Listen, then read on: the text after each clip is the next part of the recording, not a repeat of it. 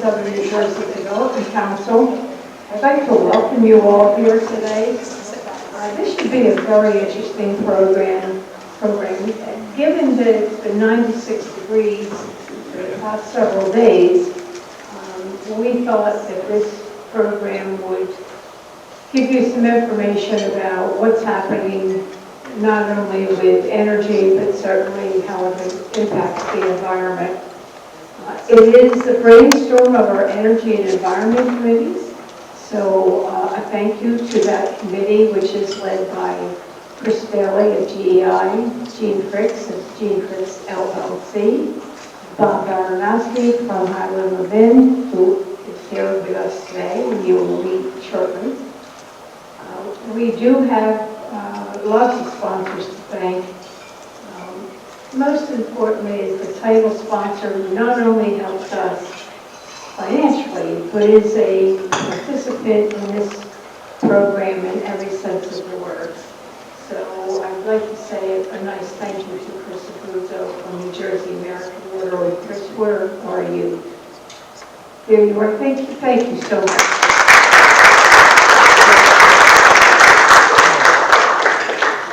Also, many other sponsors to today's program: Atlantic City Electric, Burlington County Chamber of Commerce, GEI, New Jersey Clean Energy, New Jersey MEP, Rowan University, PSC&G Nuclear, Stokes. Supporting sponsors are Atlantic County Utilities Authority and ELEC 825. And don't let me forget that we have a wonderful staff here. Today's program is led by our own Ben Gallinelli, bit of a wave. John McCarville is back here. John, thank you. Randy is here, Brandon is here, Tom is here. So thanks to the staff for the support to the committee in putting the program together. And for real good fun, we're going to talk to you about what happened 2 million years ago. Well, I'm not going to talk to you about it, but Dr. Rivera certainly is going to talk to you about it. So it is energy and environment in its purest form. Also, many elected officials in the room, and you'll hear from all of them. We're starting with and thanking BPU President Christine Guhl-Sadovy. Christine, thank you for making the trip. New Jersey Commissioner of DEP, LaTourette, will be here momentarily, as will Senator Bob Smith. Assemblyman Bill Spearman is here. Eric Miller from the Governor's Office of Climate Action and Green Economy. I don't know if he wandered in yet. He's here. Standing against the wall, holding the building up. Thank you. We also have Hamilton Township Councilman Carl Patel. Is Carl here? Oh, thank you. A long way from home. Mount Laurel Township Councilwoman Karen Cohen. Yes, thank you. The USDA State Director for Rural Development, Jane Seltis. Now, she was here a minute ago. And I know what my daughter looks like. Go on. If a short step back in, and please take advantage of these appointed elected officials in terms of setting up meetings, getting to understand what's available to you from their agencies. It's really important for you to learn more about them. I think Mary Cruz is popping in on behalf of Congressman Norcross. She'll be in shortly. So with that, unless there is someone that I would look for me, that stops the heart when you ask the question. So glad to know that we caught everyone. So on we go. I'll start by introducing Chris Abruzzo, who is the Vice President of Business Development at New Jersey American Water. Previously, Chris served as Secretary for the Pennsylvania Department of Environmental Protection and Deputy Chief of Staff to the Governor of Pennsylvania. I'd like you to welcome Chris to the podium.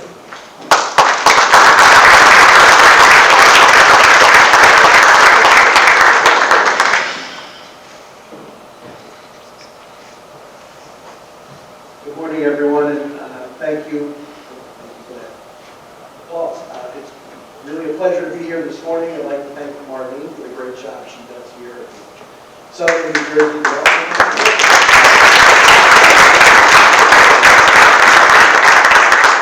I haven't been in New Jersey all that long, but I've been to many of the events hosted by the council, and couldn't be more impressed with the conferences, the summits that have been held by the council and Marlene's leadership of this council.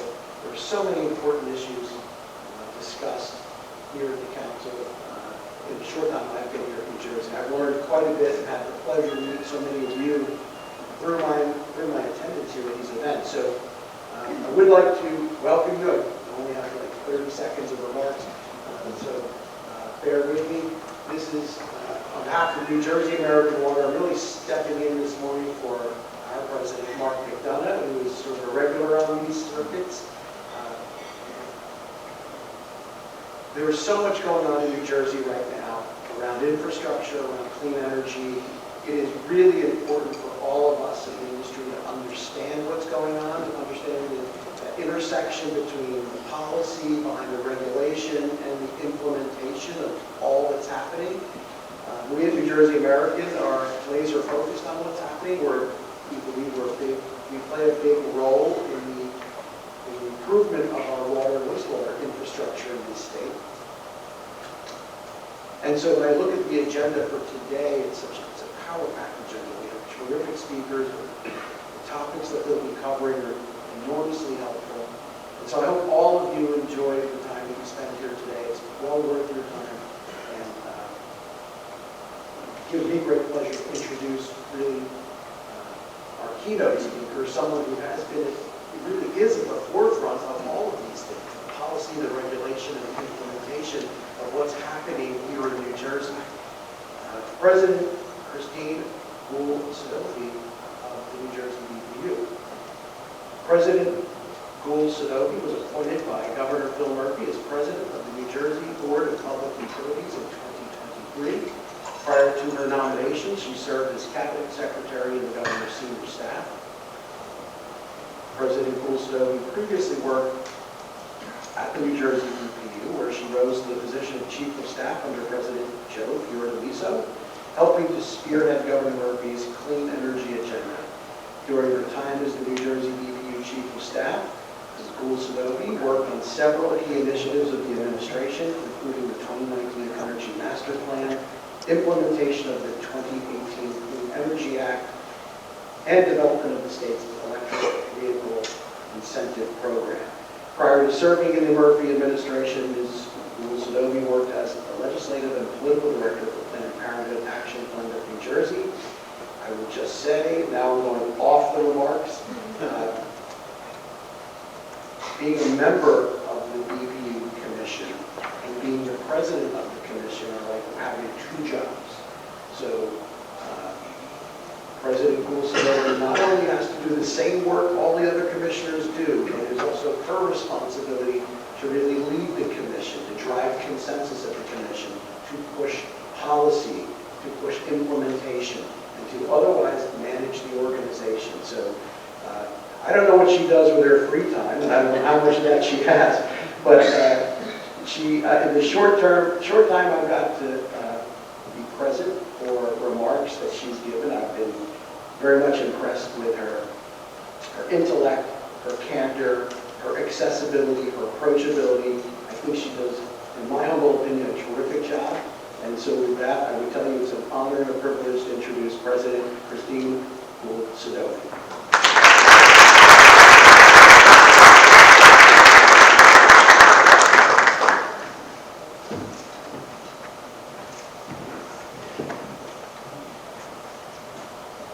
Thank you for that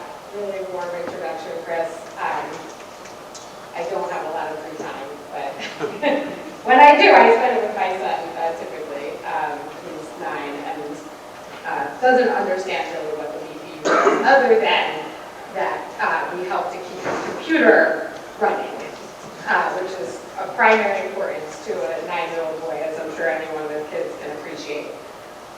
Thank you so much to Marlene and the Southern New Jersey Development Council for inviting me to speak here, and of course to New Jersey American Water and all the sponsors. I'm sorry I'm going to miss the section on the Edelman Dinosaur Park because I have a 9-year-old, and so that would be really cool if I came home and was able to talk about that, but hopefully I'll be able to take him to visit that.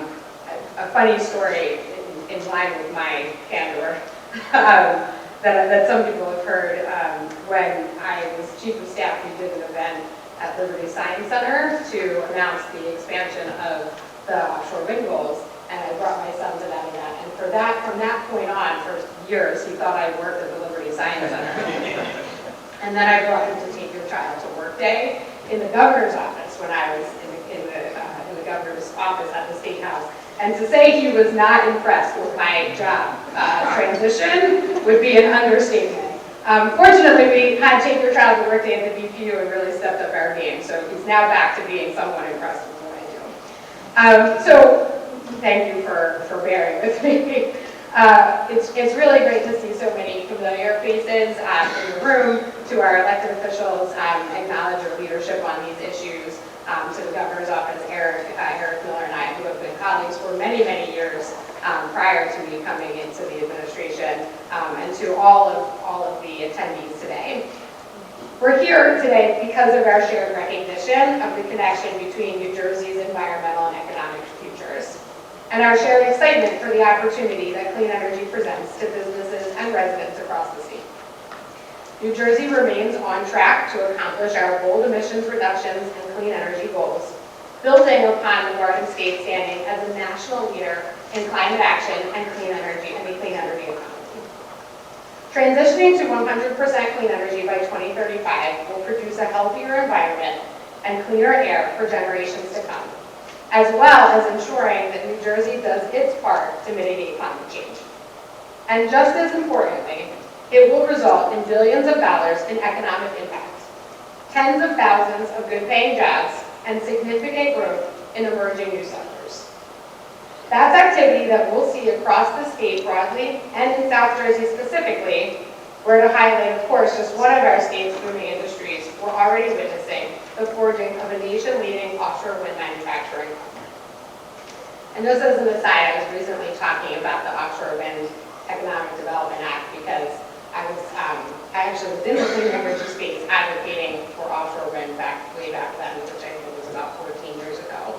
And the importance of the economic development component, particularly for South Jersey, cannot be understated, right? We are so excited about the opportunity that offshore wind is bringing and will continue to bring to New Jersey in terms of emission reductions, but we're just as excited, if not more, probably more in this group, about the economic opportunities that offshore wind is already bringing to South Jersey and will continue to bring. And so I just want to acknowledge, that the development of that legislation and the signing of that legislation and our implementation is really a testament to the state's commitment to economic development and to the region of South Jersey. Capitalizing on these environmental and economic benefits is contingent upon executing a comprehensive, up-to-date blueprint informed by rigorous analysis and robust stakeholder engagement. To that end, earlier this month, the BPU gathered nearly 300 written comments and held the last of our first 4 public hearings on the development of the state's 2024 Energy Master Plan, which will serve as a whole-of-government progress report on the goals and strategies in the 2019 EMP. Critically, it will also outline the evolving landscape of state and federal support for climate action, while laying the groundwork for the development of the next steps necessary to reduce emissions and optimize economy-wide clean energy uptake. The Murphy administration anticipates a draft 2024 EMP in the 3rd quarter of this year, with a final version to follow in Q4. And as I think everyone in this room knows, there will be continued opportunity for stakeholder engagement around the Energy Master Plan. This report will in turn inform the preparation of the administration's comprehensive climate action plan. So while there is certainly much more work to be done, through close coordination with our sister agencies and by leveraging the tremendous support of the Biden administration, we will bring New Jersey one step closer to achieving a 100% clean energy economy at the lowest cost to ratepayers.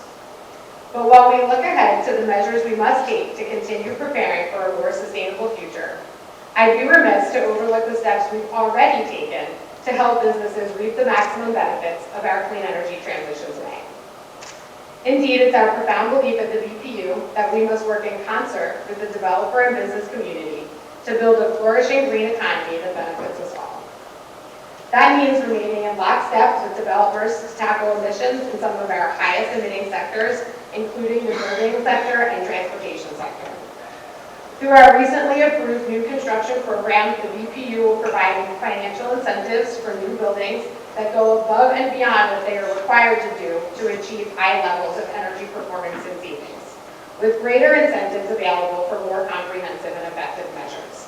And I just want to say that incentives are a significant part of our effort to get towards our goal of 100% clean by 2035. We are not mandating a switch to electric. We are encouraging, through the use of incentives, businesses and residents to go electric, particularly in times when they're transitioning their appliances, their heating systems, right? So when your heating system breaks or your AC, you need to replace your HVAC. That's when we want to be there and make those incentives available so that you can switch to an electric heat pump, which I know the fossil part has heat pumps.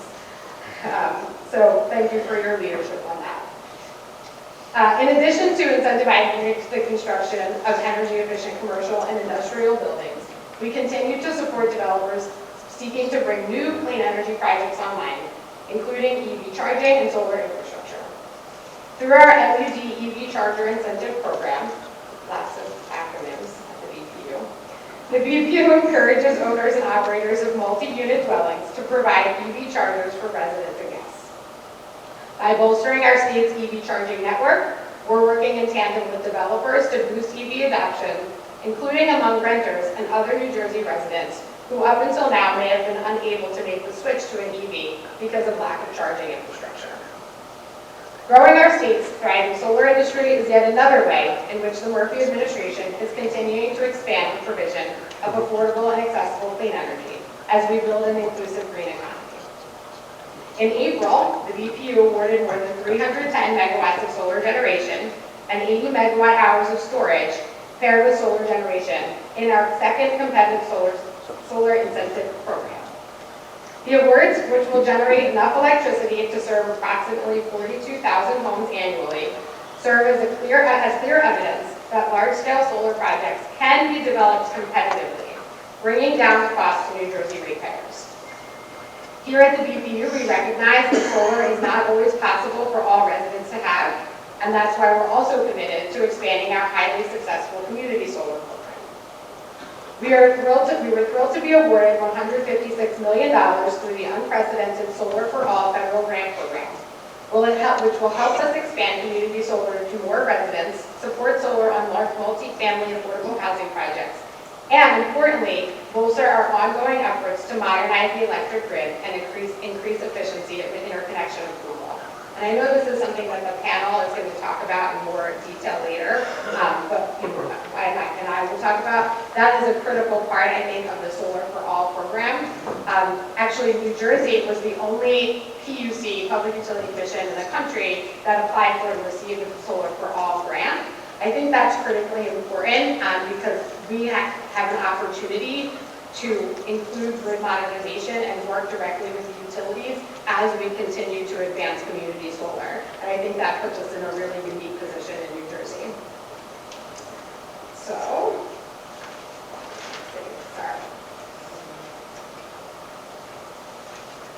So in every decision we make, the ratepayer impact is deeply embedded in the BPU's consideration. We are always considering ratepayer costs, which we must consider, but we must also consider the cost of doing nothing. As we come up an extended heat wave and we're looking at more days above 90 degrees, it's not even July, folks. We have seen multiple days that have been at or above 90 degrees even before the official start of summer.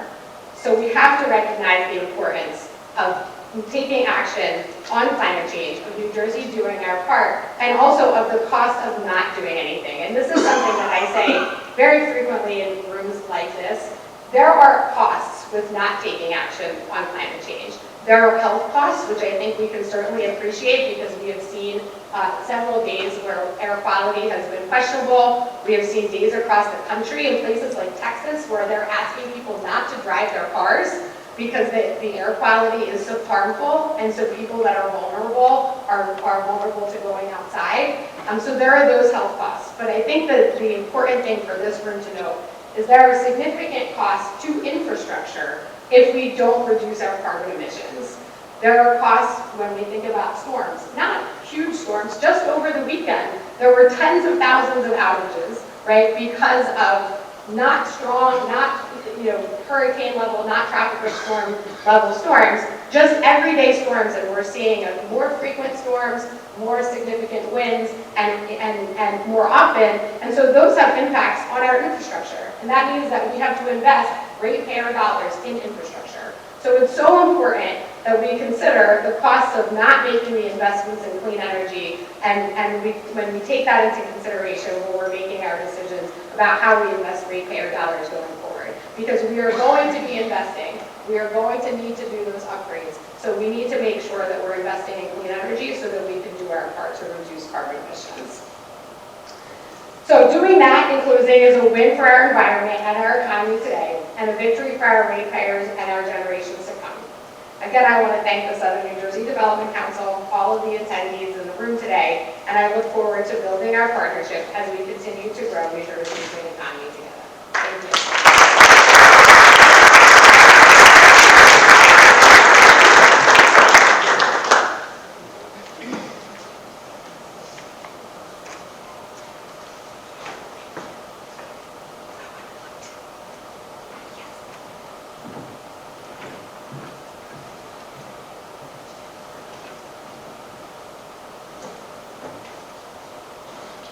Good morning, everybody. Good morning. And thank you to President Guhl-Sadovy for those informative remarks. Today's first panel is going to feature the discussion of grid improvements for transmission and distribution. We have some excellent speakers here to talk with you this morning about these issues, but if you would, please allow me just to briefly set the table for the discussion. As a land use and environmental attorney, I see more frequently now than in the past 24 years of my practice, the question is asked and a discussion is had about whether there is sufficient power capacity to supply a project. And that might occur, for example, in connection with development of a data center, which consumes 10 to 50 times more energy per floor than a typical commercial office building. New or expanded manufacturing facilities, they face similar issues. And as was discussed, the increase in use of EV vehicles and chargers, as well as more extreme weather conditions, as mentioned by President Guhl-Sadovy, with regard to the heat that we're currently experiencing here and other places. All of these factors add to increased demand and grid stress. And as well, we have to consider the issue of connecting new generation sources to the grid, such as new solar and wind electric generating systems, which are often met with delay as regulators review whether and how the existing grid can absorb and transmit the additional capacity. So indeed, the U.S. Department of Energy has found there is a pressing need for new transmission infrastructure to alleviate congestion and improve reliability, leading to the recent issuance of a new rule by FERC in May requiring transmission operators to conduct planning every 5 years using a 20-year outlook. The new rule also requires consideration of grid-enhancing technologies such as sensors, power flow devices, software and hardware that manages the traffic along the grid. So what does all this mean for you and for development in our region? I think as President Guhl-Sadovy mentioned, we have to consider the cost of doing nothing compared with the cost of planning and making the necessary improvements to improve the grid. So we have with us this morning key industry experts to engage in a roundtable, and we'll hear more about the challenges that they're facing, and that we're collectively facing, and the outlook for energy generation, transmission, and distribution, both locally and nationally. So please allow me to introduce our speakers, and I'll invite them all to the stage. First, we have Ms. Janice Fuller from Anbaric. Janice Fuller is Anbaric's Mid-Atlantic President, where she leads policy work as well as efforts to develop offshore wind transmission infrastructure and large-scale battery storage projects. If I can invite Ms. Fuller to come to the stage. Next, we have Mr. Michel from Point Energy Solutions. Ian's a founder and principal of Point Energy Solutions, formerly Intersect Energy. And Point Energy works with commercial, industrial, and municipal organizations to analyze, design, and develop renewable energy solutions. Ian, I invite you to take the stage. Last but certainly not least, we have Debbie Yakubics. She is the Director of Transmission and Substations for Atlantic City Electric. Debbie has worked in the industry for more than 23 years, and her primary responsibilities are in the transmission and substation groups overseeing operations of the transmission and distribution system. So if I ask you all please to extend a warm welcome to our panelists.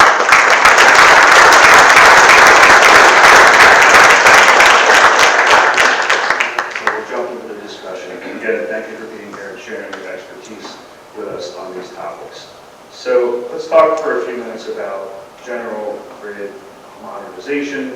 We just heard some remarks from our EPU President, Guhl-Sadovy. I'll throw it open to everybody in the panel.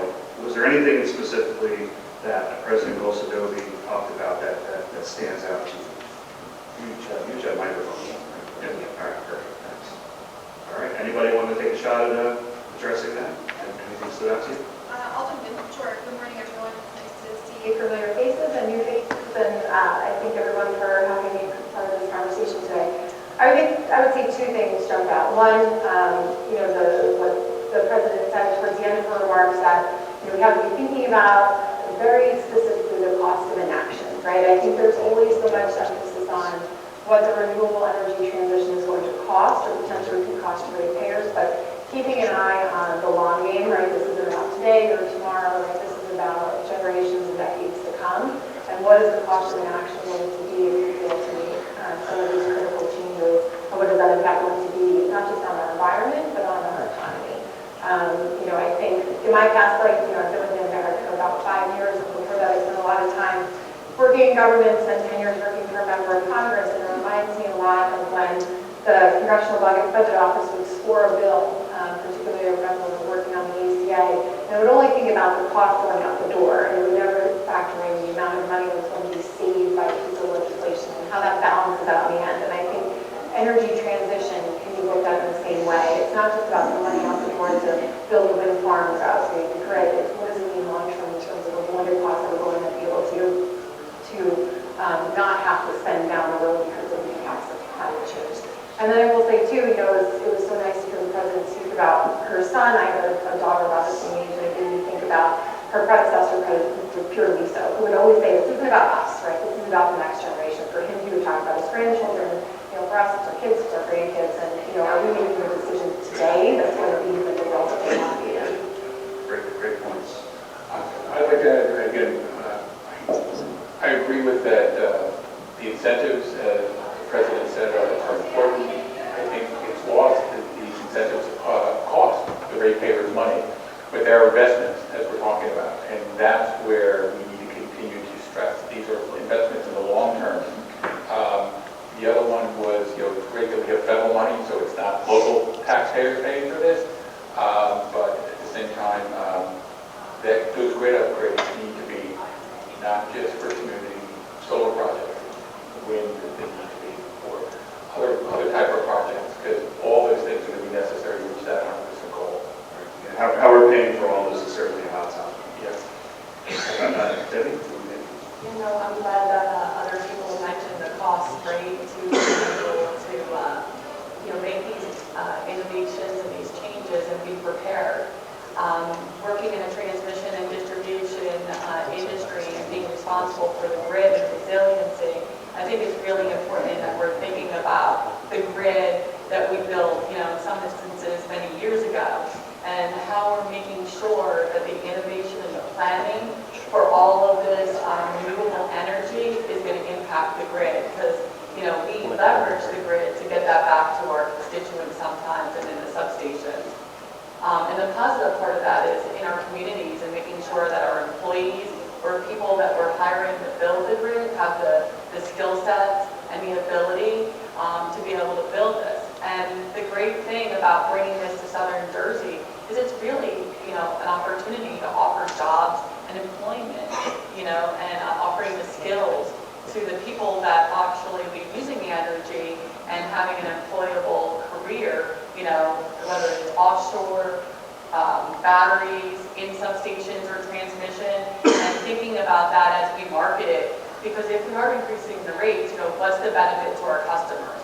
We're a part of that. We all, use electricity, but we really need to think about, how we're, being able to offer employable, good jobs to people who will live within our communities that will also be leveraging this, energy source as a renewable too. Thank you. That's good insight. Thank you.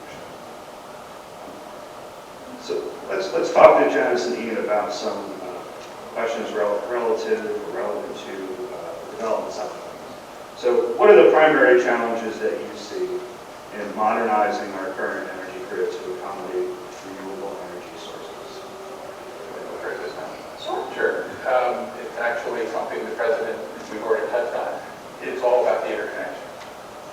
Not throwing legacy under the bus on this one. Because although the application process is broad and expensive and takes time, but it's an engineering process, and that's all important. What is the biggest stumbling block is that right now, as a distributed energy developer, and I don't care if you're putting solar on a house, putting it on a mall, you put it on a warehouse, you're building a field of it, that cost of any sort of grid improvement, substation improvement, is 100% on the developer. And that just kills so many projects. And it's the equivalent, for those who haven't done solar, is if you were building a strip mall, and instead of just paying for the roads in and out of your strip mall off the road, you've got to go and take it 2-lane, make it 4-lane, and then upgrade everything back at the interchange that you're running to, which you don't even use, you don't need that much. And so that was great when we were building nuclear power plants. It doesn't work for renewable energy. I'll let Janice speak on how it works for wind or not. And so I think that's one of the biggest ones. And the other is, again, when let's assume the costs come back, then you can still count this, and you can still, based on your intermittent power, you can afford to do this. You're then faced with where do you fit the priorities. I'd like to build something, in under 3 years. But again, there's a lot of important projects going on that we might not fit that. So how do we go? And I think that's part of it. So it's a bigger process issue. And it's something that both we as developers, advocate all the time, both with the utilities and with the BPU and with our legislators. Sure, I'll jump in. I'll take it in a little bit of a different direction. I think one of the biggest challenges is the pace. The pace of which we are appropriately taking the energy revolution, but keeping up with, it's not just New Jersey, right? It's New Jersey, it's PJM, it's FERC, it's federal agencies, et cetera, right? And how do we match the policy goals and the pace at which we want to achieve them with how fast things can actually happen? And also the pace of evolving technology, right? What we were talking about in terms of what a wind farm could look like 10 years ago as opposed to what it could look like right now. And aligning the pace of the ambitious goals with what can happen through the supply chain, through regulatory means, et cetera, is definitely a challenge. One place that New Jersey is succeeding in meeting, but it is absolutely definitely a challenge. But I think also, too, when you look at and understand what the grid in New Jersey and in other coastal states looks like and how we're trying to transition that's something that I have to take a moment and understand, right? The grid was built, it was to move power being generated in the west and move it towards the east. Now we're talking about generating power in the water and moving it on shore. And the grid along the coast of New Jersey wasn't built for that. It was never the intention, right? So now we have to find a way, how do we bolster that grid along the coast and help move that power from offshore, onshore, and then make all of the necessary grid upgrades to get it to where load is. And how do we do that at the same time without having to delay any of these larger goals that we're trying to achieve? And that's been a challenge, but again, a place where the state has shown leadership, right? New Jersey was the first state to say, hold on, offshore wind transmission, we can't do this project by project kind of an approach. We need to think about this holistically. We need to work with the developers, with wind generators, with utilities, and figure out an approach for it. And they did that a few years ago with the SAA. There's the intention to do another SAA to really look at transmission holistically and not project by project. And then we have to, we always talk about transmission, renewable energy, wind or solar. We also have to remember all of the other electrification that's going on in our state and our country at the same time, of our vehicles, our housing, data center growth is off the charts, right? And there are all drivers and pressures on our grid that have to be work together, right? It can't just be wind, it can't just be solar, it has to be all of us collectively working on the impact it's going to have on the grid long term. Yeah, those are great points. I just want to follow up with holistically, you're right. I think we have individual goals, especially a lot of our customers. We want to be there for every customer. The customers that are innovative, are wind, are solar, and we want to be good at getting those interconnects, and we want it to be safe. But we also have to be prepared to have the grid that's prepared to bring that energy back onto it. And we're a regulated business, so we're solely funded by the rates. We're not going to necessarily see the benefits of the income by being innovative right away. And so our goal is to always making sure that we're running the business and treating all of our customers and providing the direction for every customer, whether it's a large solar project, a billion-dollar project, or the customer who's looking to get a new meter for the residential neighbor. We have to provide the same customer service to every single customer out there. And I will agree that we can get better at partnering with our customers, because sometimes it's challenging for us as we're inventing these interconnects.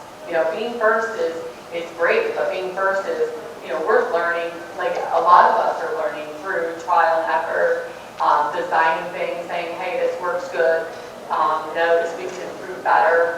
How is it to be able to open and close those interconnects and do it safely during storms? Or when we want to be able to disconnect from each other and have to do work. These are a lot of things that we're learning as we're building these, these interconnecting points, whether it's on distribution and or transmission. And then looking at the grid to say, hey, is the grid or a substation be prepared to bring that energy back in and get it to where it needs to be? Which is interesting because, like you said, we have, the grid to deal with. All good challenges. Yeah, I think you touched on one of the challenges that Janice mentioned, and that was evolving technology. So Debbie, from the utility perspective, how can we ensure that the grid modernization efforts are both cost-effective and resilient with contemplation of these future technological changes that we're dealing with all the time? Yeah, I think the only way we can really work on doing that is working together. I think we all came into that, so we saw opportunity to grow business. We saw an opportunity to be able to invest in infrastructure, make money and deliver energy in a different way than we've ever done in the past. And I think from an innovation perspective, we design and we build and we think about that maybe in a silo and not thinking about how is it going to impact the utility industry, how is it going to impact our customers, how is it going to impact the grid, and how from a development or an innovation perspective do we make sure we have the resources to be able to build that grid, right? And the skill sets there too, to understand how to build it, to operate it. And I think if we worked together, probably more horizontally than in silos, to understand the impacts of each other's needs, which, Lansing Electric is really trying to make sure we're out in front of what your needs are, but then also making sure we're representing our customers and the ratepayers equally too, because the innovation sometimes comes to those communities who maybe have the money or customers who have the ability. Just like what Christine was saying about customers who are renters, how are we affording that fairly to all of our communities? And sometimes it's about making sure that we're leveraging those constituents and those people who live in there to be able to, have jobs and train them to be able to have a skill set. So it's a lot of different levers that we need to pull on at the same time. Sounds like you said, coordination is a key. Yeah, and just discussing it up front so that we can make sure that we're out in front of your needs as somebody who's going to have, wants to have an infrastructure that's going to be able to take on these new renewable energies, before it's needed too. And your pace is very quick, when a developer wants to move, they get the money, they get the backing, they want to move, they want it in a 3-year, and sometimes building this infrastructure takes time to build a substation, making sure we're environmentally respectful for putting them in places that the communities is appropriate. And you start thinking about what the grid looks like physically, you start changing the looks of a grid. Our customers might not necessarily be all for that as well.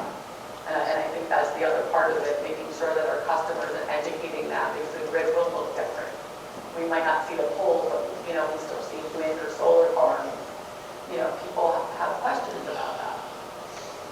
That's a great transition to some questions I have for Ian and Janice about those different components about solar and wind. So maybe, Ian, if you could spend just a few minutes maybe diving into the inclusion of solar as a source of power generation, going into the grid. How can we optimize solar generation so it benefits individual consumers and overall grid stability? And can you also tack onto that, what role do you see for energy storage systems to support integration of solar into the grid?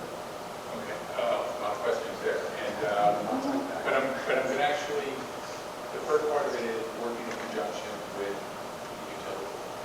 In that, instead of me picking a spot and saying, I think this is a great spot for solar development, how about we work together to go and say, where do you think we need that power generation? Where will it have the best, overall usage, not just for the project that I'm building for the commercial development or whatever, but also that it's going to go and create resilience for the overall. So that's something that we've been advocating for years, and that's more of a behind the scenes authority application, things like that, but also it's where do you see the important areas. So that's the first and foremost, and that benefits everyone, consumers and grid stability.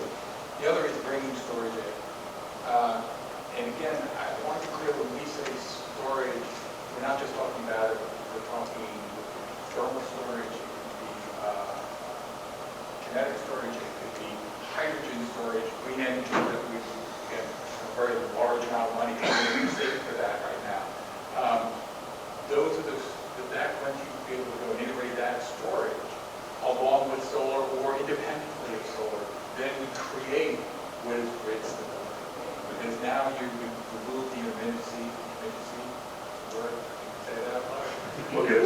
Or it comes with renewables, whether it's wind, whether it's solar, something else. And then you also go and create a multiplier effect for that green energy that's being developed at that cycle when it comes to the factor. The last point is, and I know it's a later question, but as we come ahead with smart grid technology, sure.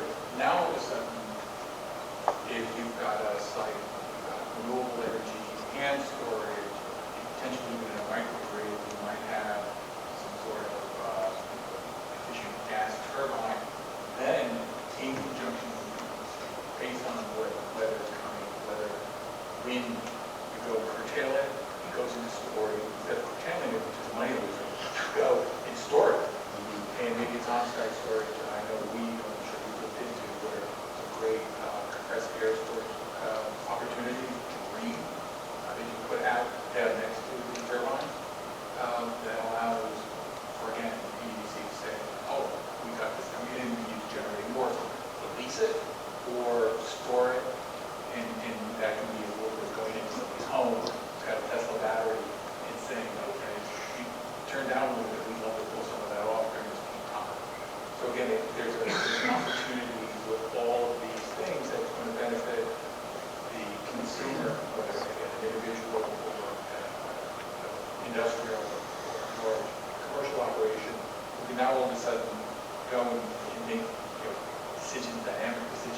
in conjunction with what the grid is going to change about 100%. It has to. We're not west-east, and it's not all going to come off of, it's not going to come off of wind farms either. It's got to be an all of the above answer. We need to go make sure that during, it's not just during the time we're going into getting these projects done. We make investments into the future based on that. I think you said it right, resiliency is, dynamic, and it's having more than one option where we're going to get our electric power source from. And you bring up a good point about working with, I think, our elected officials in our communities on where they're going to be, right? Because, where they're going to be is important, and I know that from substations and working with our communities and, changing how a substation may look or what does it look like, and how do we go into a community and say, this is where we want to put this. And really, we want it probably as close to sometimes where it's needed at the time it's needed. And that can be challenging. Sometimes we're challenged with, our infrastructure on the side of the road and or our substations too.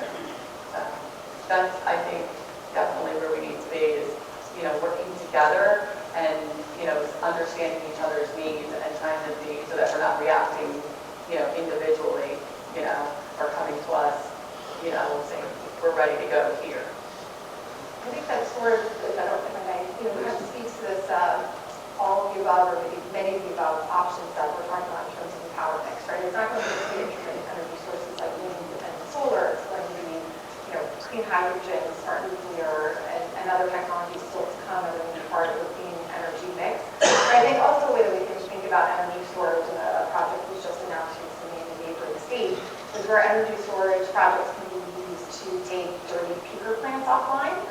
These are some of the most high-polluting, illness-causing things still in existence, right? So if we can find ways that we can use battery storage projects to be able to take a peaker offline and be able to benefit almost immediately the air quality and quality of life of those residents, that is definitely a way that I think doesn't get spoken about as often as it should. And one thing I've learned for the legislatures and the working for other people, again, don't just think battery, solar plus battery. What would be energy storage from renewable and sustainable power. I think that's a broader thing, and that allows us to not only do things now with solar and wind, but also future applications that we might not even be thinking, including not only green hydrogen, but we have to bring that online. It's a good discussion of both those, how those issues are all intertwined. Janice, I think we touched a little bit on this as Ian was talking about solar, but maybe you can take us deeper into the topic of the key infrastructure challenges that would apply to integrating offshore wind energy into the grid. I think we talked about before directionally in that sense. What are the challenges that you see of bringing offshore wind energy and getting that integrated into the grid? I think there's a few things. Obviously, there is, the technological considerations that have to be in place, right? How do you pair up the offshore wind generators with the transmission developers, with the regulators, with the federal government, with the state government, et cetera, and get everyone moving in the same direction at the same time. And I think one thing that's interesting for us to think about too, right? Offshore wind in Europe is approached at a federal level and at a national level, right? These are federal projects here. It is state by state driven, right? The states issue the contracts, the states issue the solicitations, the states issue the procurement. But a lot of this has to do with federal policy and federal incentives and federal permitting as well, right? So how can we make sure that all of those moving parts that are on different electoral schedules and things like that can be lined in the same, moving in the same direction at the same time? I think, one of the things that New Jersey has done so well is providing the offshore wind industry and, transmission developers as well with predictability. You know what is happening and when it's going to happen and how much the state wants and when. And I think that's critical to be able to then have the supply chain ready to be able to deliver the project that's going to be necessary to be able to make these projects come to fruition. And I think, there's been much talk over the last year, since, Halloween of last year about, projects failing or contracts not being issued. And I think we have to kind of put that out of our mind and look about the bright future ahead, right? I think part of what we've seen, not just in New Jersey, but in other states, is kind of a rationalization of the timeline over how long this is going to take for this energy revolution to happen.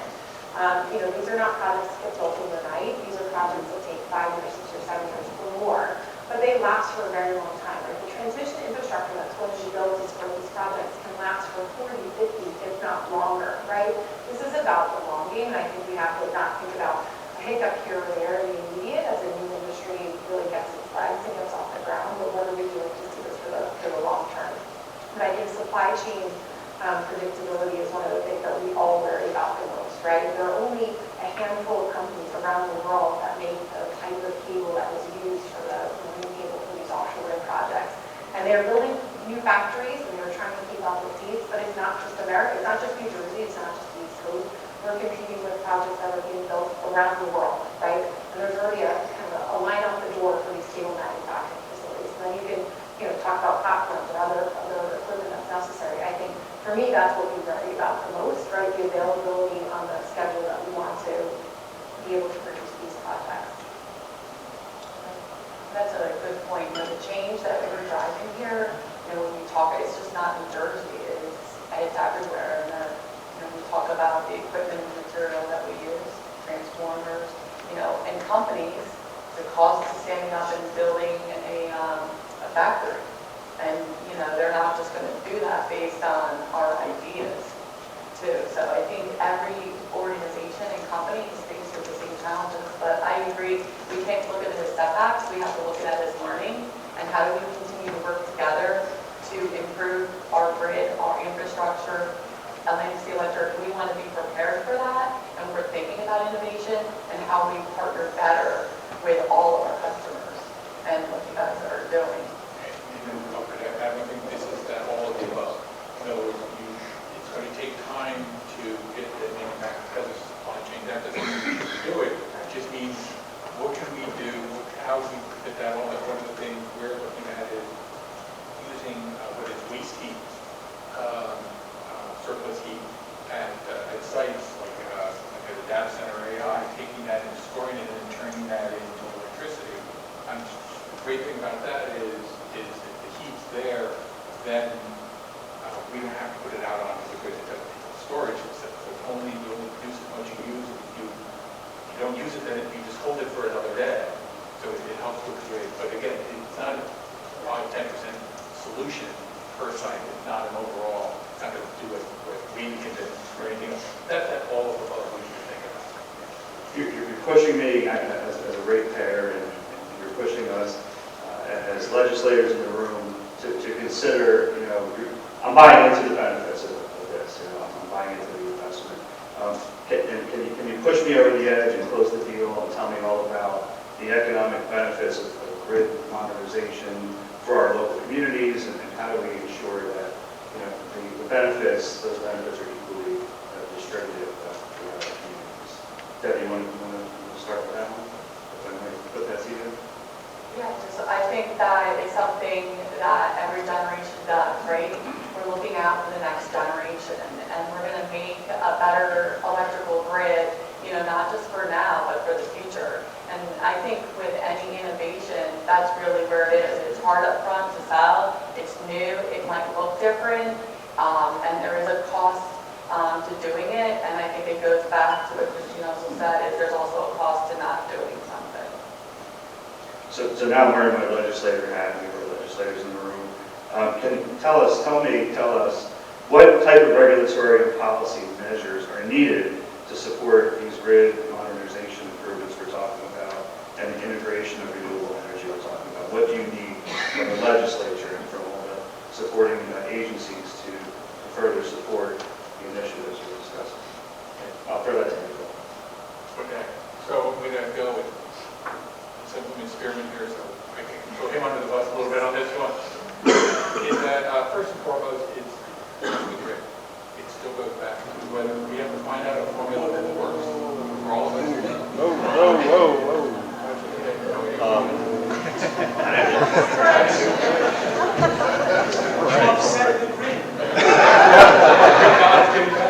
The Oscars, they just play some music.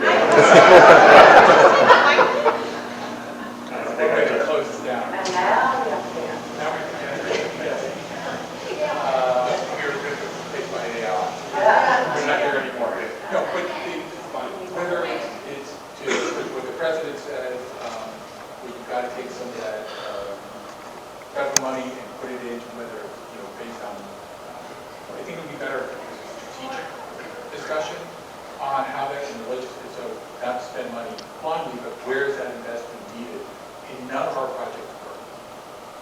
And you can't maintain safety and security for the ratepayer if we don't improve the rates. So long ago. We're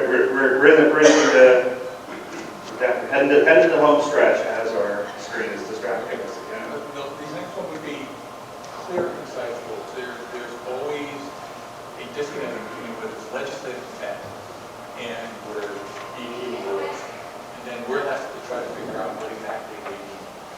So that's clear that great legislation is passed, and I think I know what it means, and then DPU staff reads it, they think they know what it means, and then EDC look at it, and they think they know what it means. So it's that we need to do better community that. And lastly, storage, which we've touched on. We're not going to be able to do renewable wind, solar, or anything else like that if we don't have storage. Currently, 90% of all storage is in 3 states. And so if New Jersey really wants to invest in renewable, really wants to rely on that, then we have to stop using utilities as a battery backup.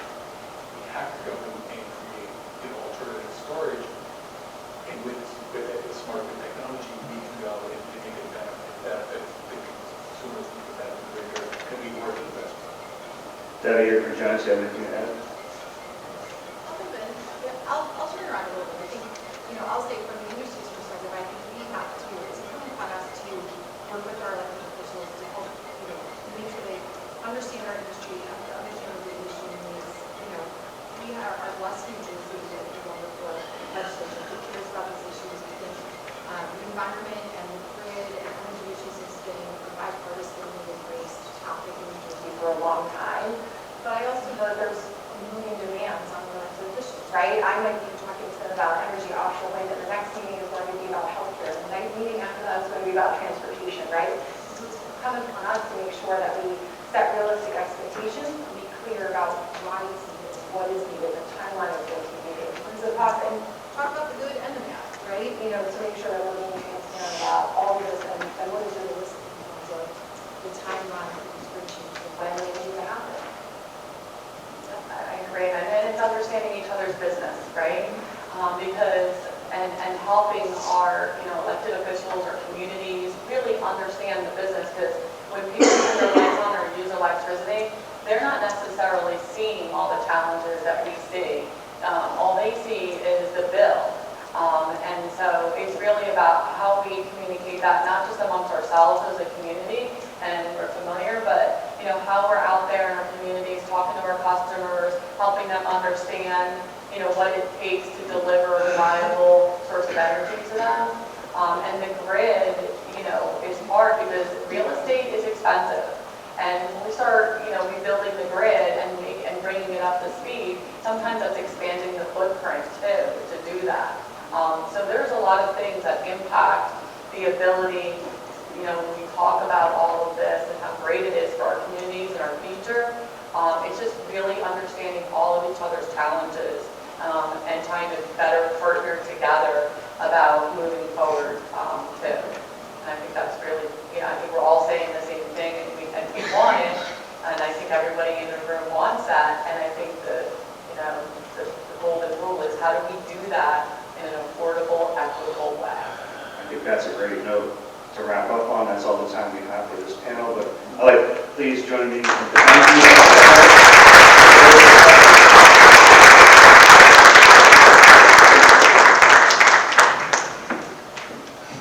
Let's hear about some dinosaurs.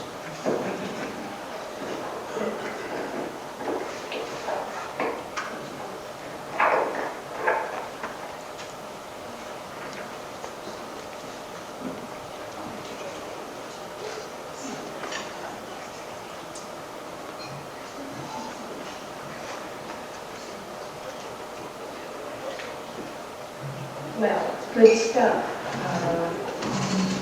Interesting, a long way to go, but we're on our way.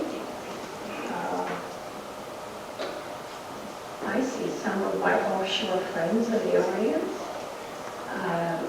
Meeting Levin is here. Atlantic is here. I do believe attentively here. This is not being done by us. I'm pretty sure the staff here has been trying to coordinate this in time with our speakers. So it's coming down, and there you are. So now we're going to go back to 1 million years ago, or thereabout, with Dr. Ken Lacovara, who has unearthed some of the largest dinosaurs ever to walk the earth. I'm glad I don't have to repeat 1 or 2 of them because they're this long. One of which appeared in the recent film Jurassic World Dominion. He's a recipient of the Explorers Club Medal, and as an author is a winner of the Nautilus Book Prize. His discoveries have landed him 3 times in Discover's magazine 100 Top Science Stories of the Year, and he has appeared in over 20 television documentaries. He is a founding former dean of the School of Earth and Environment at Rowan University, and is founding executive director of New Jersey's Edelman Fossil Park and Museum, and he plays a mean drum. So, Dr. Edelman,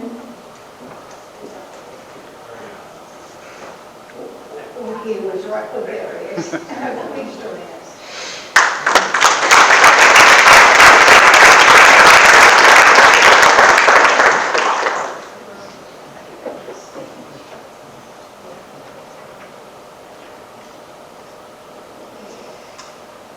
Thank you, Marlene, and I'd like to thank the South Jersey Development Council for the invitation. I have to say that I'm really inspired by everybody in the room and all that you are doing. And I'm proud to live in a state that really takes this seriously and that has become a national leader in many respects towards the kind of sustainable future that we all look forward.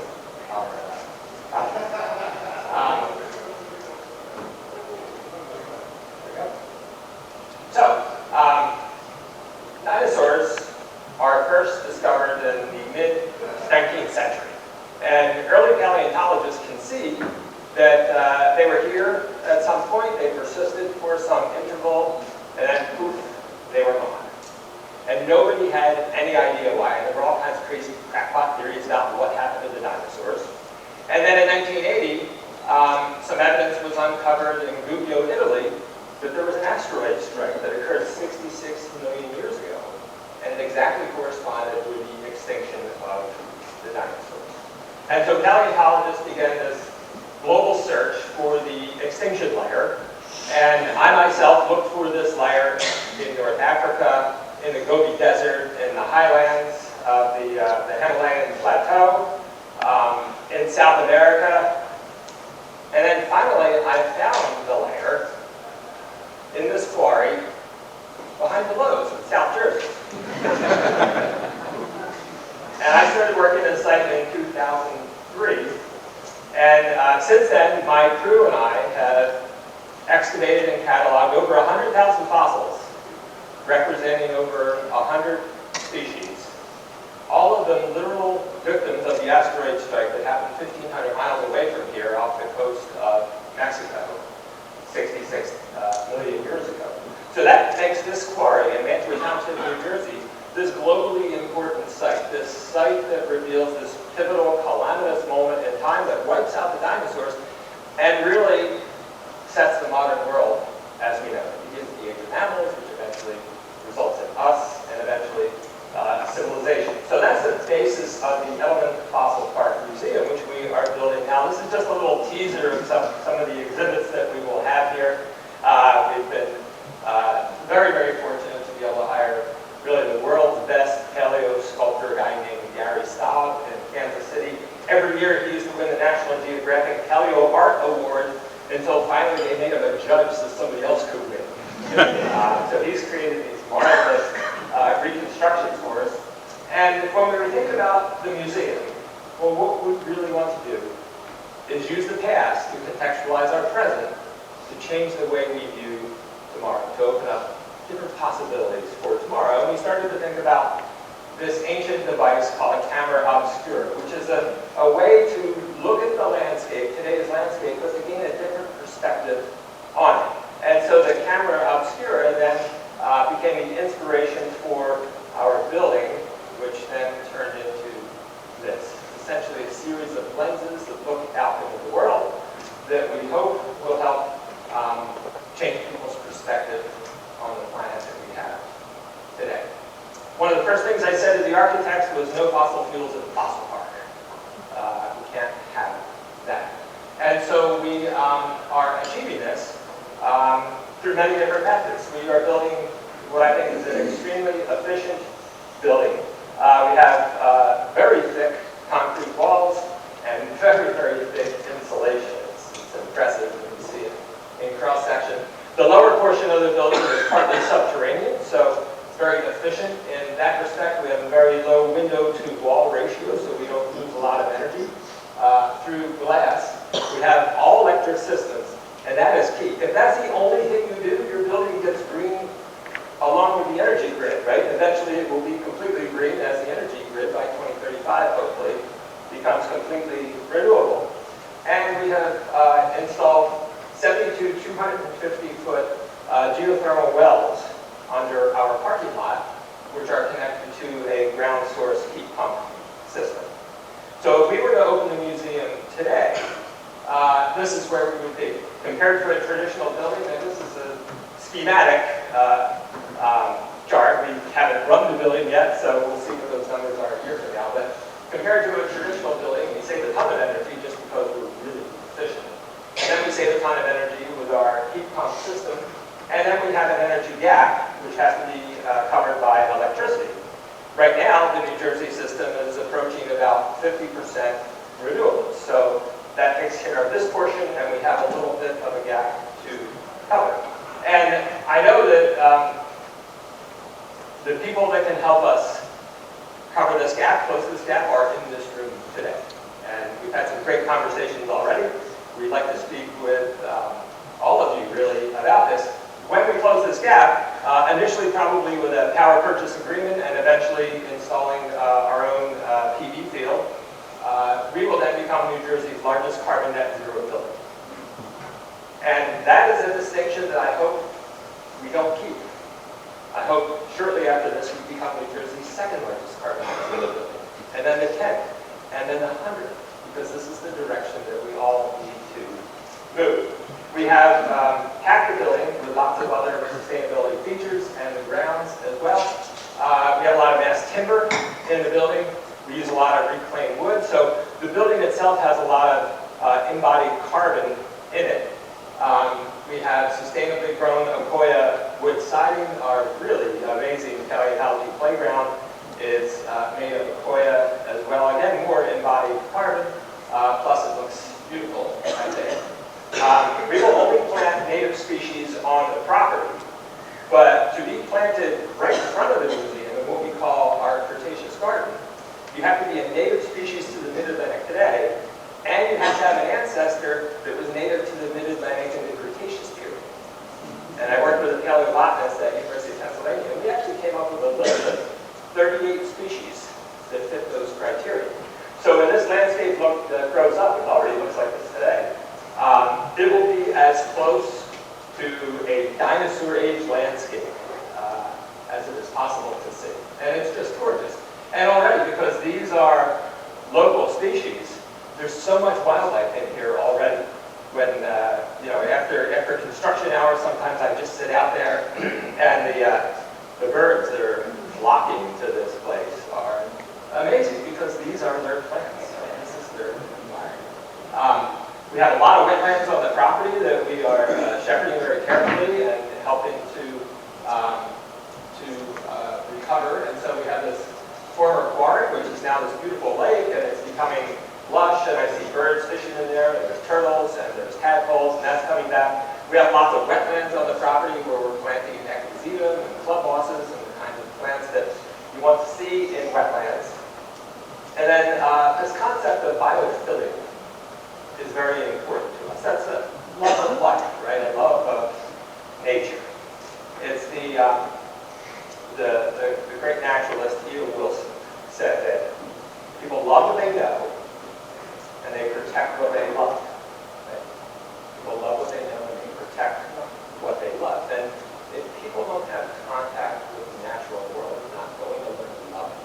And then they're not going to really concern themselves with protecting it. So that's really a big part of our mission, is to get people outside, to get people to get their hands dirty. We obviously, that fossil layer in our quarry, which is very, very important, we protect and curate that very carefully. But above that, we have layers from just after the time of the dinosaurs, still full of fossils, but those fossils are particularly scientifically important. So we let the public come in and collect those layers. And everybody that goes to the site who's not afraid to get their hands dirty, and who tries a little bit of it, finds a 66-million-year-old fossil with their own hands. We let them take that fossil home. And that's just a transformational experience for kids, for grown-ups, for anybody. When they make that connection between themselves and the ancient past, they start to see themselves as part of this great ancient tapestry that has led to this particular moment in time. Create nature trails, lots of gardens. We will have community gardens, lots of ways to connect. The building itself is really nestled into the landscape, so it doesn't seem like there's that much distinction really between being in the building and out of the building. And so I want to end with maybe a little deep time perspective. There have been 5 past mass extinctions in Earth history. Mass extinction being 75% or more of species go extinct in a short period of time. And we know now from geology and paleontology that all 5 were caused by climate crises. All 5. The last being an instant climate crisis caused by an asteroid impact. Well, we know now that the planet is changing very rapidly. We just had the hottest May in the history of Mays that has been recorded. And April before that was the hottest April since we've been recording Aprils. And in fact, June is about to be the hottest June, and that will make it the 13th hottest month in a row globally since we've been recording months. The 10 hottest years since scientists have been recording global temperature have been the 10 years that just passed. It's very probable that this very hot summer that we were entering into right now will be the coolest summer of the rest of your life. And this is having a profound effect on wildlife. I almost always pair the phrase climate crisis with biodiversity crisis, which is the underappreciated existential crisis that we're all facing as well. Those two things go together. And also, I generally don't use the term global warming. That sounds kind of nice, right? Who doesn't like to be warm? And I generally don't use the term climate change because change could be good or bad, right? This is a crisis. This is the climate crisis that we're facing, paired with a biodiversity crisis. If you look at rates of extinction, if I take the lowest rate based on the fewest number of species and the lowest rate of extinction, it looks like we're losing about a species on planet Earth every other day. That sounds horrible, doesn't it? Each one of these is a species that has an unbroken chain of ancestry stretching back 3.8 billion years with microbial forebears, a lineage that survived all 5 mass extinctions, but that couldn't survive us. That's the low estimate. If you look at the literature and you take the high estimate, it's a species every 13 minutes. While we are together in this room today, it's probable that we will lose 1 or more species on our Earth. These are resources that cannot be replenished over a human time frame. In fact, when a species is gone, it's gone forever. We need the life on this planet to survive. This is no longer about taking care of preserving, cute, cuddly, charismatic species like the panda bear, right? Like we need all these other species to provide the air that we breathe, to clean our water, to provide all the other ecosystem services that we require in order to live the kind of lives that we want to live. So now we are in a situation really where we are the asteroid. And we don't have to be. There's still time to change to avoid the worst of it. So what do? Well, I think we're now in a position where we have to do the hardest things that society has ever done. We have to decarbonize our economy very rapidly, and we have to make adequate space for the natural world. And there's very little time to accomplish all of this. And I think, personally, if we have to do the hardest thing that we've ever had to do as a society, then isn't it then incumbent upon all of us to do the hardest thing that we can do personally? And that's different for everybody, right? I mean, if you're struggling with 2 jobs and you're trying to make ends meet, well, maybe that's not a lot right now, but it's something. Little things do add up. But if you are a person with knowledge or influence or money or a network of people that can get things done, then I would urge you to think about, to meditate on, what's the hardest thing that you can do personally to take care of our future generations, right? To give them all the life that we've enjoyed and the life that I know we want them to have, and to take care of our planet and its atmosphere and our biosphere, so that we can sustain what we've all been so fortunate to receive. And so that's really our mission at the Edelman Fossil Park. Yeah, it's a lot of fun. It's going to be a ton of fun. There's going to be amazing dinosaurs there. There's going to be so much to do. You can hang out in our cafe, go to the museum store, walk the trails. But really, we are on a mission to discover the past and protect the future. And I hope you all join us. Thank you.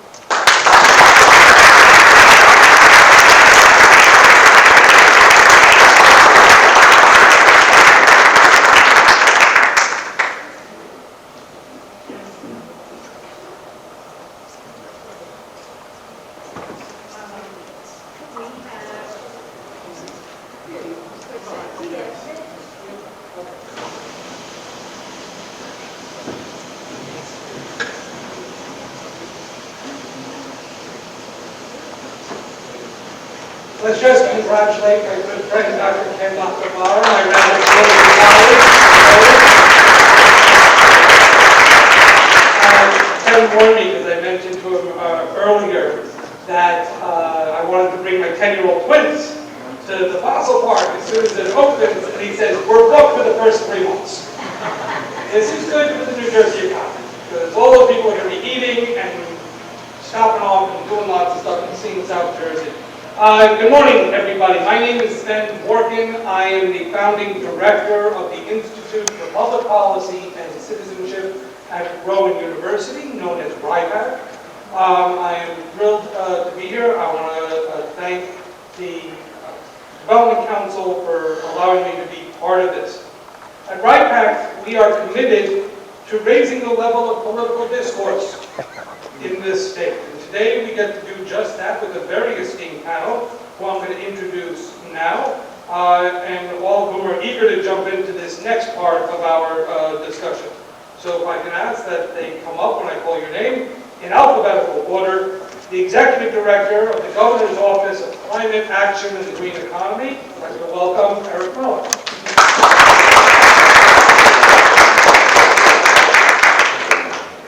From the 17th Legislative District, Senator Bob Smith.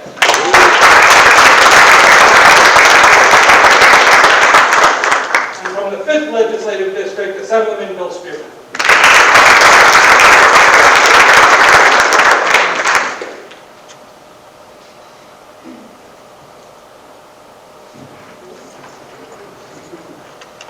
Senator, gentlemen, have a seat. I was thinking about during that earlier panel about the grid and what's needed. If you look at any grid, and you look at it really, really closely, you don't understand the grid.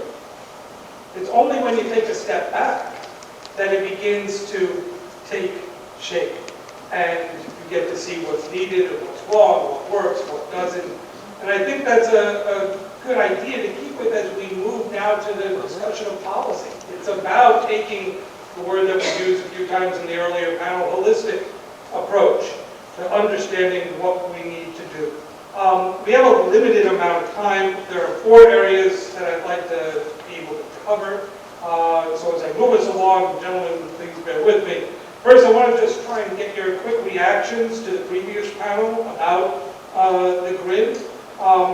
Second, perhaps most importantly, I'm going to ask you all about the policy priorities that are needed to make those grid improvements and grid modernization a reality.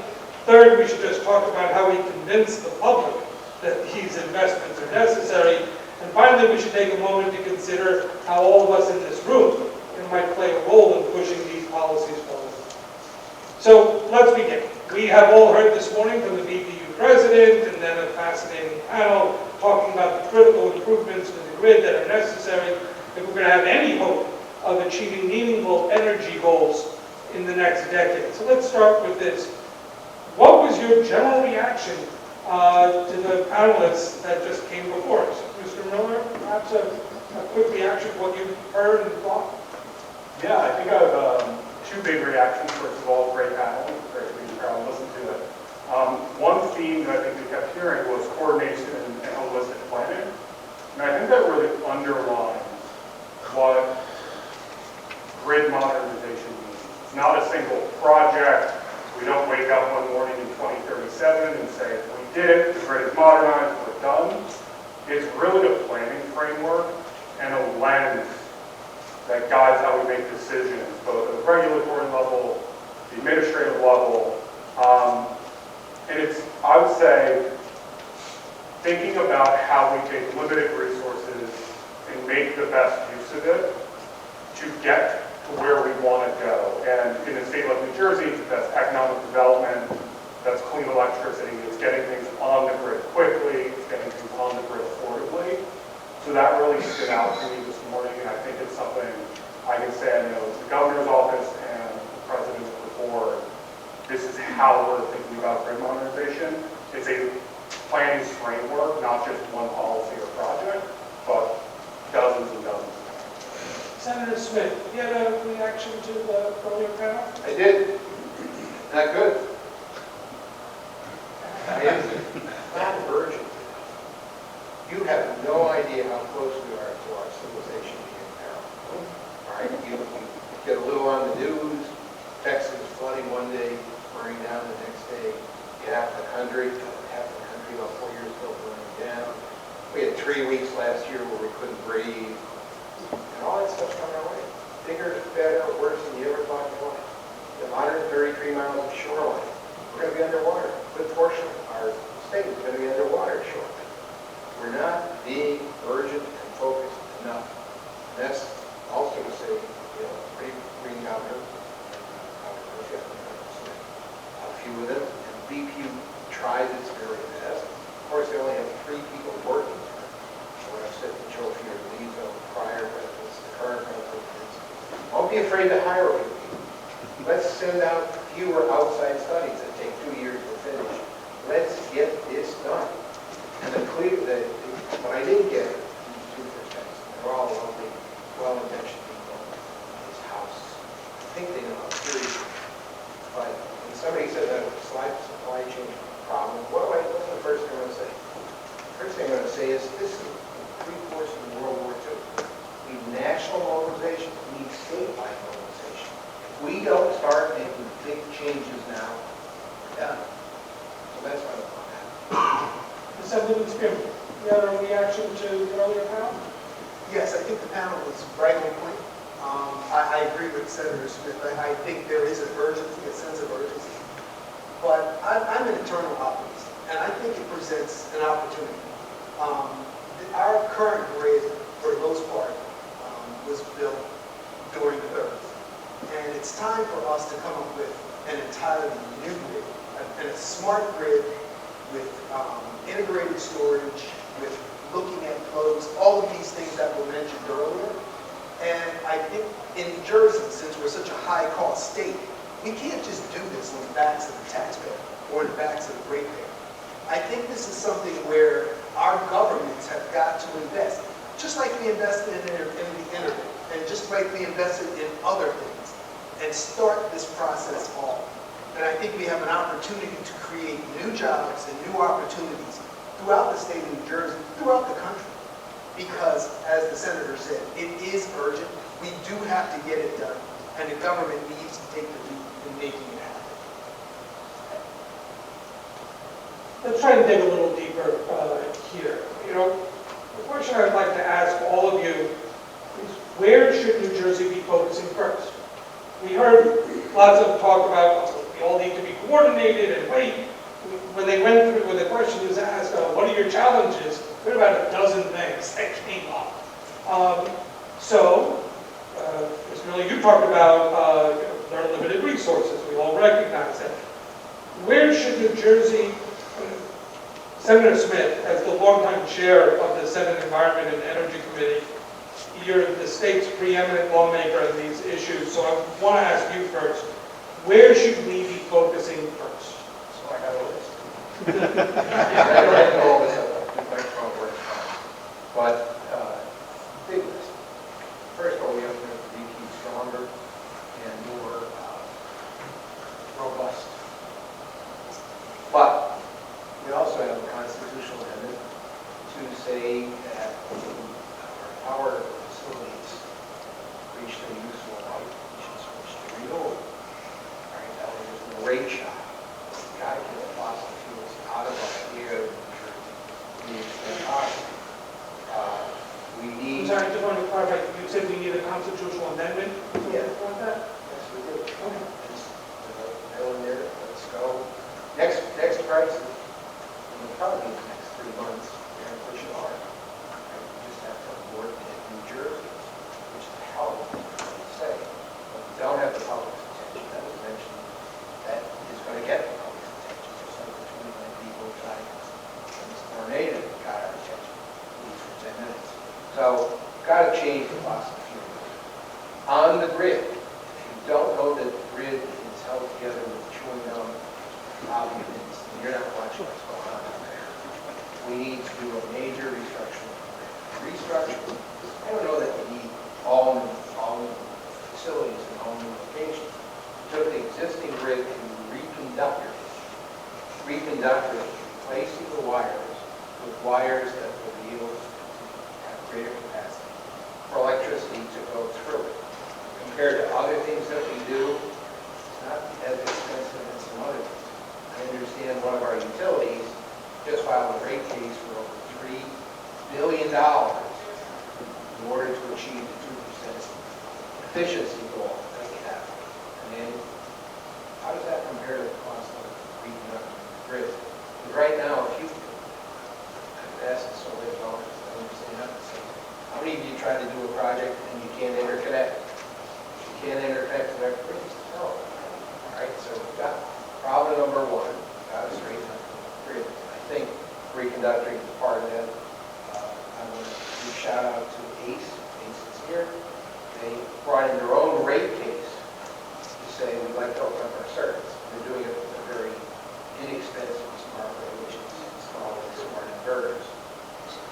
So it can be done. And there's legislation in the middle right now saying the other utilities in the state should implement that kind of rate case. What is it going to cost to make the grid actually work so we can get this renewable electricity around? You know, if we had those 12,000 megs of offshore wind right now, you know where the electricity would be going? You wouldn't. Unless it went to Maryland, Delaware, or Connecticut. We don't have a grid that can handle it. Think about how crazy that is. All right, see, step one is the grid, all right, making it actually work. We have a clean energy standard. I'll tell you the story of that. The governor, every governor does an energy master plan. This governor did as well. Pretty progressive master plan. So it sets as a standard for the state 100% renewable energy in the state of New Jersey by 2035. You would think that would be motherhood and apple pie. Push pushback everywhere, even from people who benefit, many of my labor friends, trying to get it passed with the statute. Why do you want to do that? Because in 18 months you're going to be governor. Governor doesn't have to go with the old governor's master plan. I've been around enough elections to know you can't predict the future on elections. You can have it any time. I don't know what the next governor is going to agree. But by setting that as a statutory standard, that's the standard for all of our departments. When they make decisions that involve energy, they'll have to be using that as their gold standard to live by. We really do want it as a statute so that it's protected and becomes the goals for our future. Building electrification, mentioned earlier by one of the panelists. The building sector provides about 40% of our carbon footprint in New Jersey. If we start the process of having standards for new buildings that are electrically oriented, if we provide incentives to the existing buildings to retrofit and make them more electric, one of the solutions that they get out of this from climate change is electricity for almost everything. It's renewable based. Fuel. So building electrification, plenty of pushback, but that's kind of the main thing. I share the most interesting legislation. Every week, 100 people can prove, all of them have a different ox that they want to go over. But on building electrification, again, it should be no brainer, especially when we're talking about incentives for construction. Plenty of pushback. And I have a lot of my good business friends.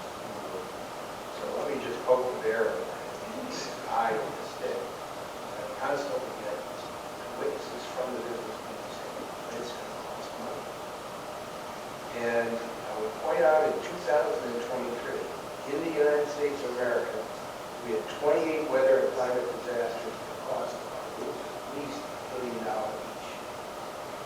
Business friends should be saying to their business friends, it's smart to try and reduce the damage, to mitigate the damage. You need to invest in it because there's nothing free. The industry knows there's nothing free. And really at that moment where we don't get serious about this, we're done. I think that just follows a good incentive. Nothing. Thank you. That's a lot to consider. So, Assemblyman Spearman, let me throw this to you. You're chair of the Assembly Commerce and Agriculture Committee, and you've introduced a bill to establish a grid modernization task force. So you've obviously thought about this. You agree with the priority list as outlined by Senator Smith, or what do you think should be, this is our first priority, we understand there needs to be grid modernization, where should we be focusing first? Well, the senator has thought a lot more about this than I have. My thought is, as a legislator and as a councilman, because I used to be on city council in Camden, I'm a jack of all. We legislators are jacks of all trades and masters of none. So what my approach is to bring together the experts and let them tell us what's the best way to approach the problem. As I said, the senator has given this a lot of thought. In my bill, I bring together not just BPU, but also EDA. We bring together the automotive industry because they're looking at upgrading their batteries to charge vehicles. I bring together builders, all under the auspices of the governor's office. So I think the governor's already taken the first step by bringing on Mr. Miller to kind of ride herd on all of these different departments and all of these different industries. And I think that's the key. I think that group needs to come up with a solution that is best for everyone involved. Because doing things, you can do certain things that are good for one party, but bad for another. And I think business has to be at the table when we come up with the solutions. All right, Mr. Miller, you were the first step from the governor's office, as outlined by the Assemblyman. You have a different statewide perspective from your office. Based on everything that we've heard, what are the Murphy administration's priorities? What does it want to see done first to move this forward? there's a lot to cover, especially, I think, in response to the last two comments. I'll back up a little bit and say, I think that's absolutely right. The governor created my office, the Office of Climate Action and the Green Economy, in 2021. And my very specific charge in working for the governor is how do we implement the administration's climate and energy goals? And how do we keep everyone coordinated and taking a whole of government approach? It was literally my job to work with the heads of different executive branch agencies, the legislature, developers, business, thought leaders to figure out how to do this and serve as a convening point. I think, what do we do first? I think it's all of the above. I don't think we get to pick and choose one thing.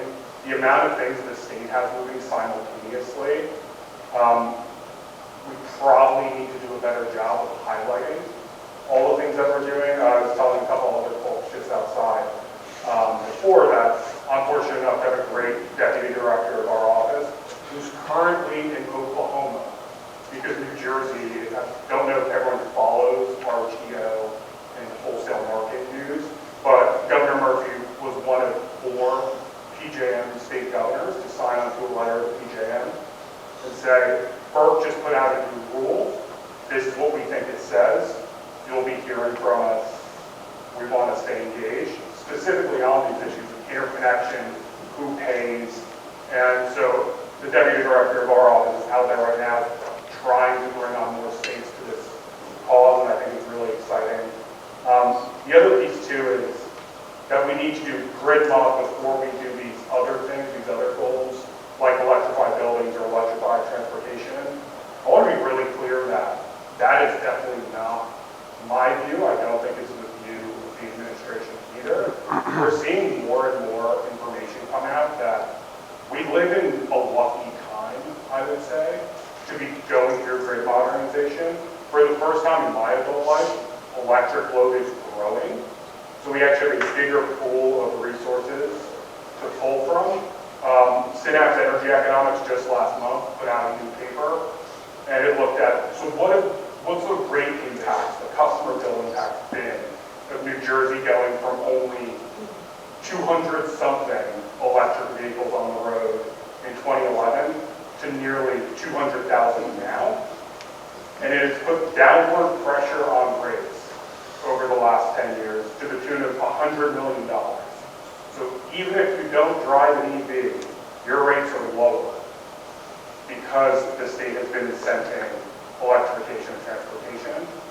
And what grid modernization is really about is, while we're making these investments in clean electricity, clean buildings, clean transportation, emerging technologies, how do we leverage them for economic development, and how do we push rates down? I think we're seeing that. That's, I think, a core tenet of my work. I want to jump into a follow-up before we get to those other areas that we do need to talk about. But because we have both the Senator and the Assemblyman served in local government earlier in their careers, one of the biggest challenges, and was kind of alluded to in the earlier panel, is the fact that the state of New Jersey seems to have, or many consider, home rule to be almost our official political religion. And so when you're dealing with issues like site development and zoning and creating new buildings that are going to collect and disseminate and distribute power, how are these things even surmountable? I mean, as much as we can say at a top level, the legislature, the governor's office can come together, figure out their priorities, bring in stakeholders, but then we've got to deal with a zoning board in a town of 5,000 people. Is that even surmountable, and how do we do that? Surmounted. Any advice on how? Yeah, legislation. If you remember, when the governor was trying to get his contracts set up for offshore wind, we already had at the time in New Jersey, Ocean City, saying, "We're going to stop this. You're going to have to go through us to do the interconnection." What did we do? The bill, excluding myself. And what the bill said was, BPU has the right of condemnation go underground, so they're not building brand new towers, they're towers. As long as they pay for the easement, as long as they restore it, so that any city or town is not suffering damage. The only place where they can come up is on the intersection. So we handle it. We also made solar panels, solar development, inherently beneficial use for those people who are in the planning and zoning business. That's how we do it. What that means is we have 90% of your case proven in front of the zoning board if it's not permitted. It's inherently beneficial to society. We can do by legislation. And by the way, if you say this is existential, should any mayor or council be crazy? And by the way, the new crazies are the shore natives. They're now writing to me, we believe you're killing the whales. They're going to know about whales. Right? We believe you are killing whales, and you are affecting the views of my constituents. So let's kind of balance here. You being obstructive, yeah. Take your pick. Right? So we get NIMBYs and crazy people all the time. It's got to be focused. If we're focused, local land use will not be our enemy. Gentlemen, Mr. Miller, or someone, do you have any thoughts about home rule and issues? I have a lot of thoughts about home rule, but Senator hit it right on, he's right on, hit the nail right on the head. The bottom line is we can create legislation that allows us to bypass home rule in certain instances. We did it for group homes. Group homes is another example. But during COVID, we did it for allowing DCA for them to approve plans rather than going through local planning because we weren't able to do it. And then, so that's 4 examples that the 3 that he just gave, 1 that I just gave, that we can use. I mean, New Jersey is great. I love living here, but we have over 500 towns. We have over 600 school boards. Do you know we have over 800 school feeding authorities? You hear that? 600 school boards, and the people who feed our kids, over 800 school feeding authorities. So we have to bypass, we have to find a way to get past all of that local obstruction, which is increasing the cost, not just for energy, but for building, for construction, for new development. So anyway, I'm going to leave it there. You want to add anything to this?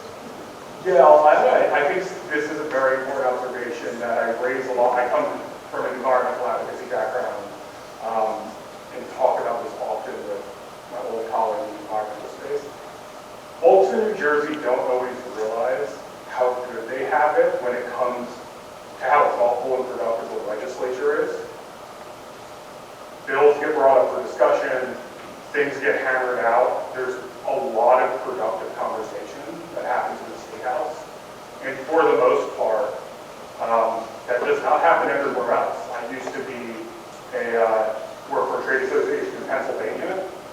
That is not an easy place to have productive conversations about problems and then solve them together with legislation and legislators who bring together a lot of different interests. And I think that's something we've seen, especially in the past 6 or 7 years in New Jersey, a willingness to, when a problem pops up, who needs to get in on it, who do we need to hear from, how do we address it and move forward. And I think that's something unique about New Jersey. We've got a handful of minutes left and a couple other areas I want to jump on. Because obviously this panel is not just about policies, but it's about the politics of selling those policies. And so I want to move to messaging. You know, a poll from Monmouth University this past spring showed that 75%, 3 out of 4 New Jerseyans, said that the top issue of concern related to affordability. And that could have been my property taxes, my income taxes, my inflation, general cost of living, but it was all related to that. So when we talk about the need for millions of dollars needed to upgrade our grid, well, gosh, what politician is going to feel confident voting for that if 75% of the people don't want to see rates go up? So the question to the panelists is, how do we sell these priorities that we've now talked about for grid improvements? Is there any appetite that we can generate among the public for doing this? And Ms. Miller, let me start with you. You know, how does your office, the governor's office, convince the public that it's in their interest to fund these infrastructure improvements? Yeah, I think the president of the board said this morning, the cost of inaction, and I think that's something that resonates with a lot of folks in New Jersey, but maybe not every single person in New Jersey. I think that's an important piece of it, and we always need to be clear that the heat outside today, the winds we're seeing, the rains we're seeing, are a result of historic inaction on climate. When it comes to moving forward and what we want the next 10, 15, 20 years to look like, customers in New Jersey, ratepayers in New Jersey, residents, businesses, future projects that come here, benefit immensely from a cost savings perspective of having a more modern, thoughtful grid that gives them more opportunities to participate, whether it's solar panels on the roof, an EV in the driveway, you know, a new cooling system that relies on a high-efficient heat pump.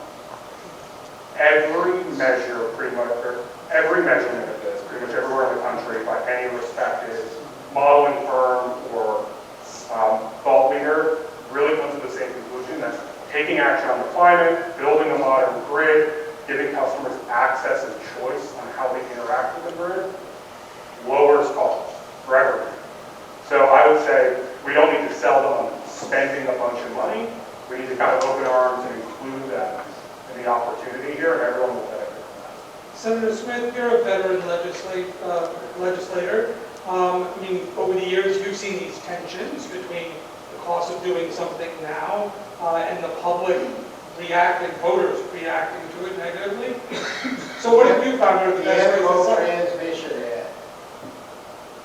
You can pay me more now, or you can pay me a lot more later. And that's what it's coming down to. In Sandy, we only had $60 billion in property damage. In Ida, we only had 29 billion. It's a serious point. We have to convey that to our constituents. That we might have to invest a little bit more now and increase the rates somewhat. But you're doing it to save your property, your kids, and the co-op. Right? If we don't invest now, we're just finding this thing 100 times worse. And by the way, it's going to flip it. Right? There's going to be plenty of opportunities, unfortunately, this summer and coming years. Look what we have a lot. We've got to get a grid that works. We've got to get our renewables up and running, and we need chance to survive the station.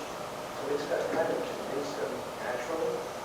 Mother Nature is not a good friend. It's play a disaster there. For someone in the Spearman? That's definitely a happy guy. I don't want to. It's all sunshine and rainbows. As someone in the Spearman, you talked about representing the city of Kent, which is a very particular urban community. Do you find these kinds of messaging, the cost of inaction, cost savings, pay me now or pay me later, does that work for all parts of your district? Do you think there are different messages? I have 19 towns that go from Pensacola to Woodbury, includes Denver. So I have suburbia, I have urban areas, and I'll tell you, people are interested in the bottom line. How much is this going to cost me? That's all they're concerned about. That's all my businesses are concerned about. So no, that doesn't, I mean, I think people intellectually understand that we have to do something, especially our younger people. But the person who is sitting at his kitchen table paying bills is looking at how much more it costs to go and buy food this year than it did 2 years ago.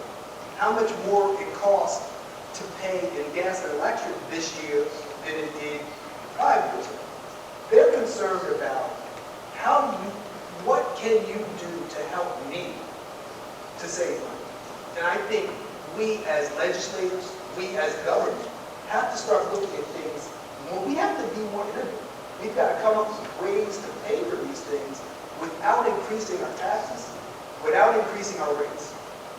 And I know, and I think it may sound like, okay, that's really great, but how do you do it? I think we look at the efficiencies. You mentioned it earlier. 500 towns, 500 planning boards, 600 school boards, 800 school feeding authorities. I think we have to work together to find efficiencies so that we can lower costs for everything. And I'll give you one example. We have the infrastructure bill that was just passed on the federal level. We have to use those dollars to make those improvements to our grid. We have to use those dollars and have the government coordinate between all of our departments so that we use that money efficiently to make changes that benefit everyone without driving our rates through the roof. And if we can't do that, I'll be completely honest with you, I will not be sitting up here as an elected official. That's what it boils down to. We've got 2 minutes left to wrap this up, and I just want to ask on behalf of the audience, the South Jersey business community, what can we do?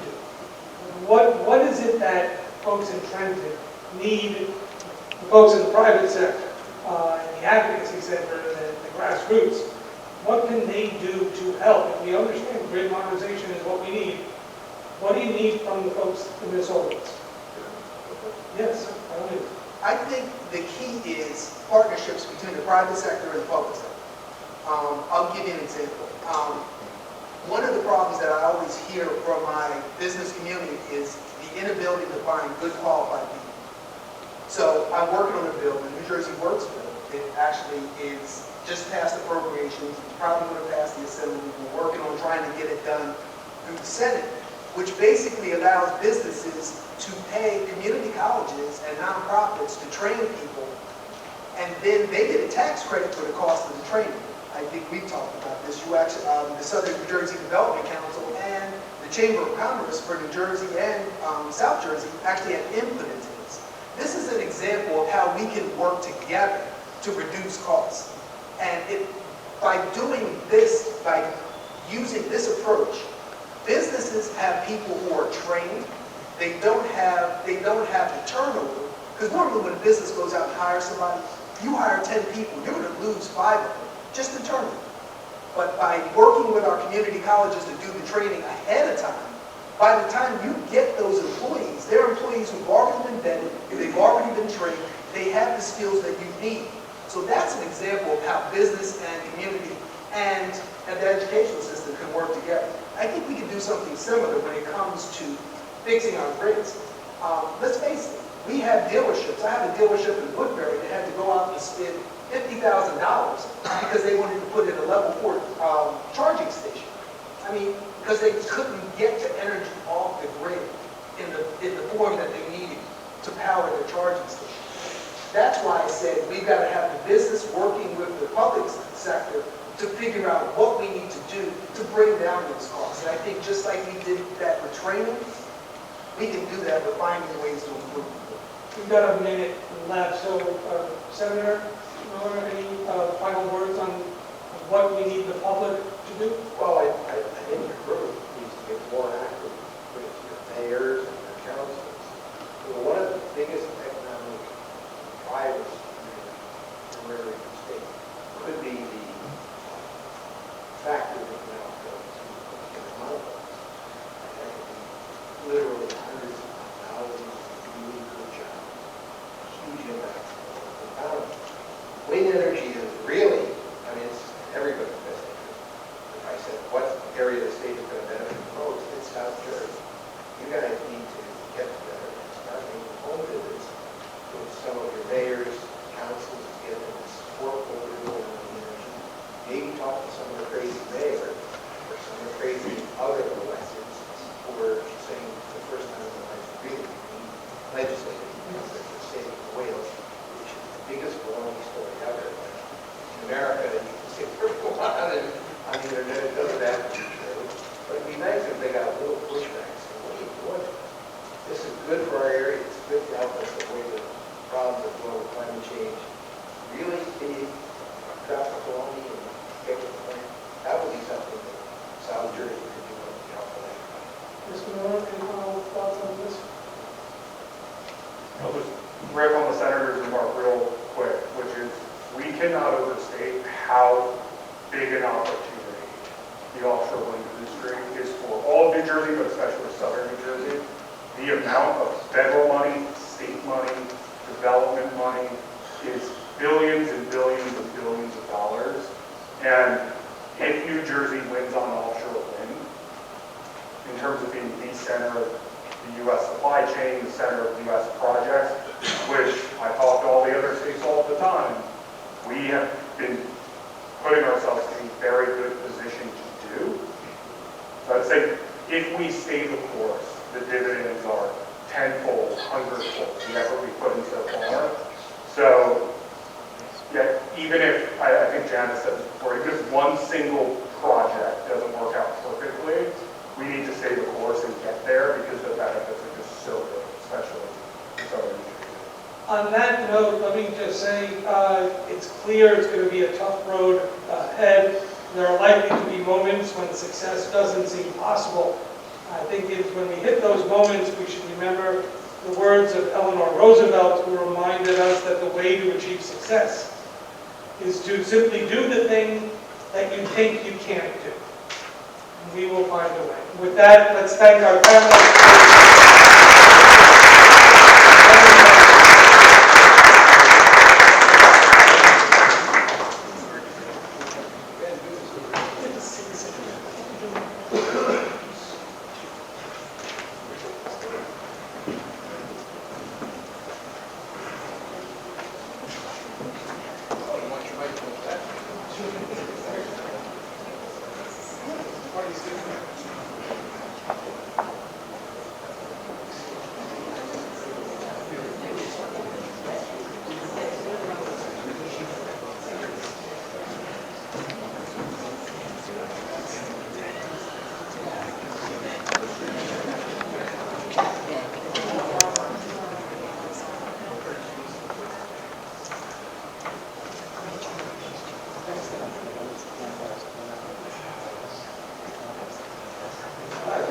Continue moving the program along.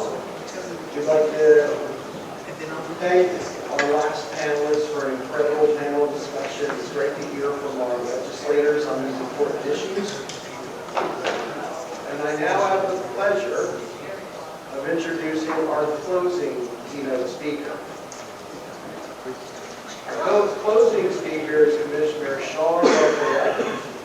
He is the current Commissioner of the New Jersey Department of Environmental Protection. Shawn became New Jersey's Commissioner of Environmental Protection in June of 2021. Commissioner LaTourette is responsible for formulating statewide environmental policy while directing programs that protect public health and ensure the quality of New Jersey's air, land, water, and natural and historic resources. A lawyer and policymaker with more than 20 years of experience in environmental protection, Commissioner LaTourette has developed and led initiatives that prioritize environmental justice while facilitating greenhouse gas emissions reductions, climate change resilience and adaptation, renewable energy deployment, water infrastructure enhancement, brownfields redevelopment, community renewal, and natural resource conservation and restoration. Again, I'll just briefly go off script now and say, that's a huge mouthful. Marlene mentioned in my introduction, I had been the DEP Secretary in Pennsylvania decades ago. And everything in Shawn's bio is legitimate. Like that is, these things are the things that the Secretary, or the Commissioner of the DEP works on all of the time. It's an enormous department. For those folks that I consider insiders in state government, most of my colleagues over the years have all concluded that running the state DEP may just be the toughest state agency in any state. It is very, I should say, very common for the state DEP commissioner to feel like they are constantly being pounded from one side and constantly being pounded from another. Somewhere along the line, you're also trying to implement and further the administration's initiatives. So it is among the most difficult jobs in state government. Shawn has done a marvelous job at it. His resume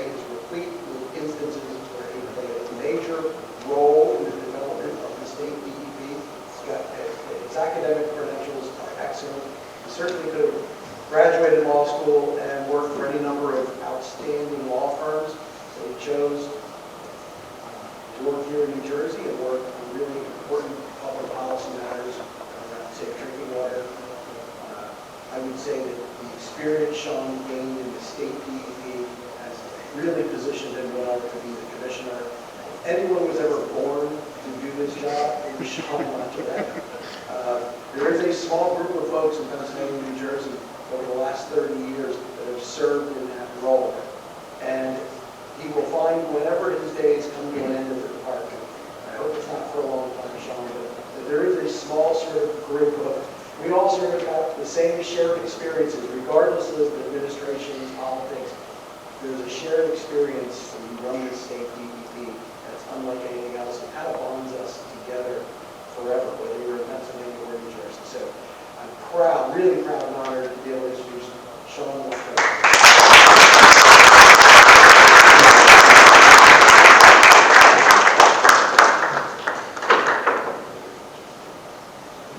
All right, so Chris set that up just so that I couldn't possibly live up to it, so thank you very much. It's a pleasure to be with you all this morning, going into the afternoon, so thanks for sticking with us. So thanks again for the kind introduction. There is an odd bond among those in the environmental protection and management space in government. I happen to serve as the national chair for infrastructure among all the state environment secretaries in the country. And Christopher's sentiments are very much shared by that community of professionals who do truly often sometimes feel like there's no pleasing anyone. And I've got a husband and 13-year-old girls, bring it on, right?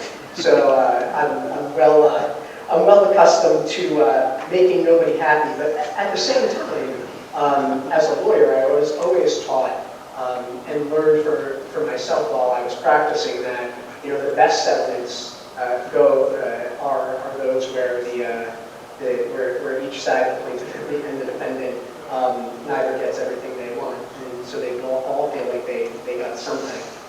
Appreciate Marlene, the invitation, and to the council more broadly, and I especially wanted to thank the panelists who contributed their time and talents this morning throughout discussion on a really, really critically important topic.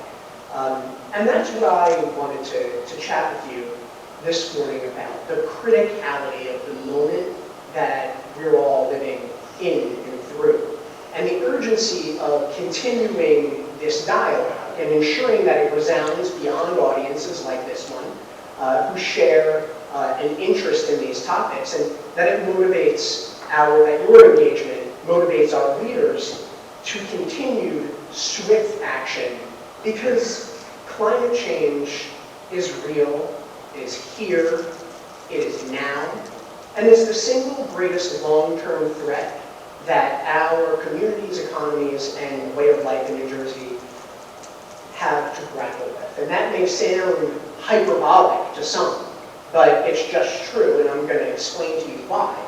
Right? The most recent and legitimate scientific explorations at the national, the international, the regional, the state levels all agree, in no uncertain terms, right, that climate change is happening now and that its effects are only going to worsen in the years ahead due to greenhouse gases and climate pollutants that we have emitted historically into the atmosphere and that we continue to emit.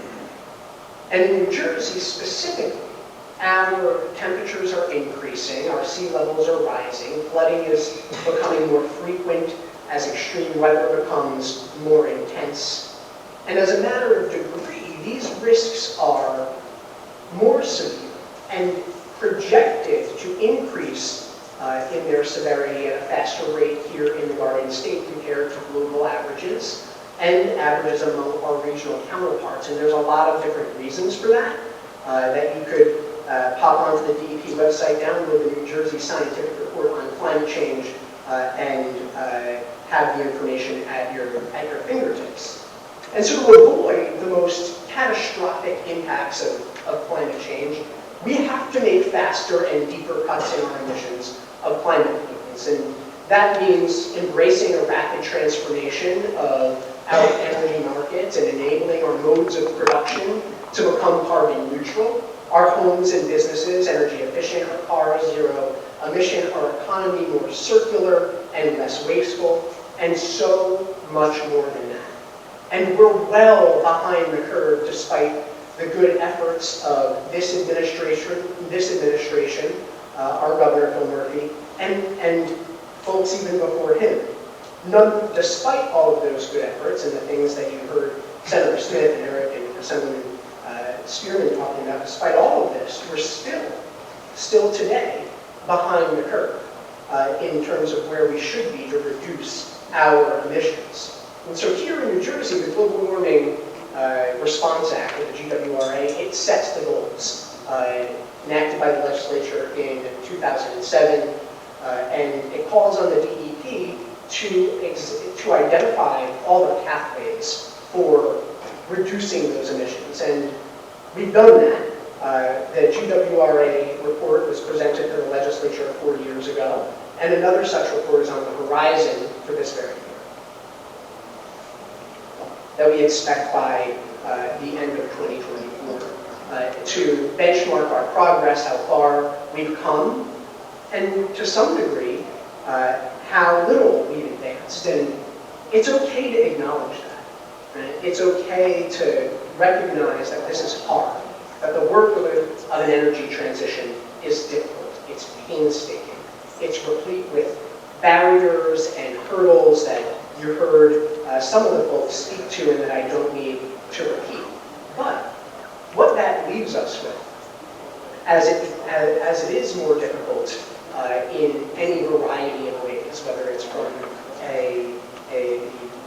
issues of political will or issues of need for investment, issues of constrained budget, issues of a lack of attention or a lack of commitment on the part of the public in terms of the willingness to see climate change and clean energy transition as a primary issue that motivates us to the polls and to select leaders. But the truth remains that as we continue on the path that we're on, as we emit more emissions into the atmosphere, we are only creating the circumstances whereby our experience of those emissions gets worse. And so what that means, to my mind, is that as we endeavor toward the goals of grid modernization and renewable energy deployment that you heard the panelists speak about today, in addition to that work of onlining clean energy and reducing emissions, we have to act with concerted urgency to ensure that our communities, our businesses, our assets are in a position to adapt to the climate circumstances that we may not be able to avoid. Because there are two channels of policy in this realm.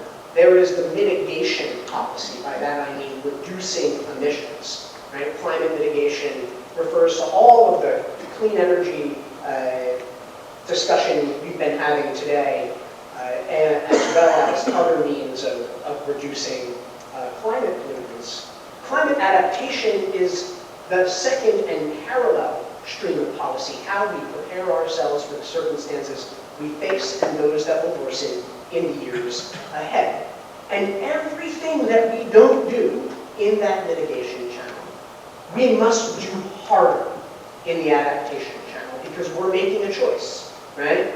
Largely gone are the days where we're disagreeing about legitimate science, and now today the disagreements or policy positions tend to be rooted in the scope, the scale, the pace, the cost of this transition, right? But it's not a question of invest in clean energy more now and have potentially adverse effects on affordability, as I heard the panel mention. We're not just deciding to be more affordable by not investing in clean energy solutions, because the affordability problem gets moved to that second column, right? How much we are taxed by increasing climactic events that are punishing us. And so I wanted to not bum you all out, but also leave you with at least putting some recent conditions in context. Right? 2023 was the hottest year on record since we began recording that in 1850. We just came through the hottest April and May ever. We've had 11 straight months of record high temperatures, and those very conditions made 2023 the worst year on record for deaths related to extreme heat. 2,300 Americans lost their lives, although doctors and public health professionals believe that we are undercounting because of the way that extreme heat deaths are reported. And so far, 2024 has continued 2023's trend of beating records by pretty wide margins. In fact, for the last 24 hours or so, we've been enjoying a bit of a respite from a continuing early summer sweltering heat wave, which should resume for us tomorrow. And at the same time, the ocean has broken temperature records every single day for more than a year. Even during times when we think precipitation volumes are lower, like just this last December, where sudden extreme microbursts of heavy precipitation deluged communities in northeastern New Jersey amid a continued year-over-year snow drought. And our winter nor'easters are becoming more severe and closer together temporally, leading to massive erosion along our shorelines that is occurring at a clip that our Shore Protection Fund, the backbone of our tourism industry in the state of New Jersey, was not built for. So we're seeing what was once considered nuisance erosion situated between the periodic beach renourishments that our state has come to rely upon to support its summer tourism industry. In 2022, just 2 years ago, we were in a drought watch for most of the year. That year brought us some of the largest largest water wildfires that New Jersey saw in nearly a decade. And at the same time, a 9-mile harmful algal bloom infected the Millstone River and endangered a critical drinking water supply intake for 500,000 New Jerseyans. And then, of course, just looking back only 3 years to 2021, the remnants of Tropical Storm Ida decimated many inland areas, taking the lives of 3 of our New Jersey neighbors. And this year, 2024, scientists and government entities are predicting an unprecedented hurricane season, worse than the year that brought us Sandy by every measure.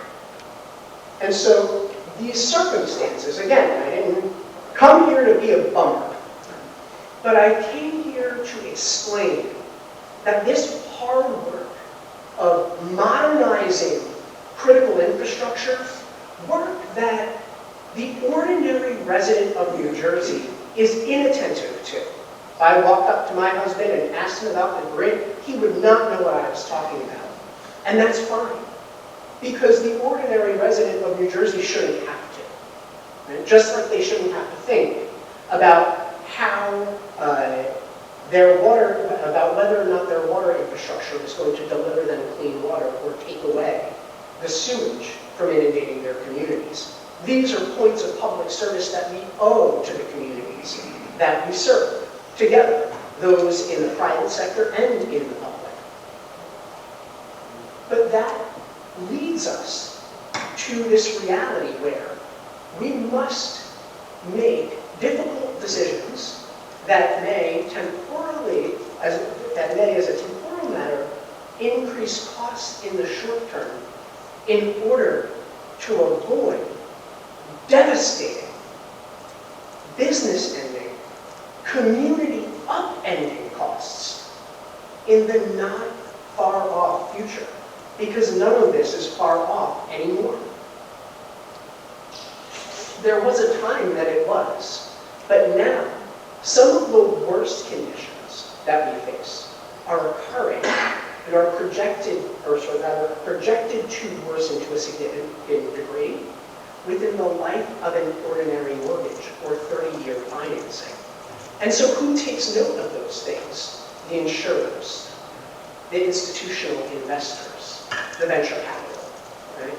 All expect more of us, right, than we are currently doing, right? And that reality, the economic reality that investing in our infrastructure, like you talked about throughout this discussion this morning, that hardening our communities to these adverse events by ensuring that we enact building standards that enable new development to survive better in these changing conditions, by moving forward with that type of policy agenda, you see the community of venture capital, of institutional investment, of insurance, of those that underwrite bonds for local and county government, and the state as well, responding positively to these types of initiatives: clean energy, climate pollutant reduction, resilience, and adaptation.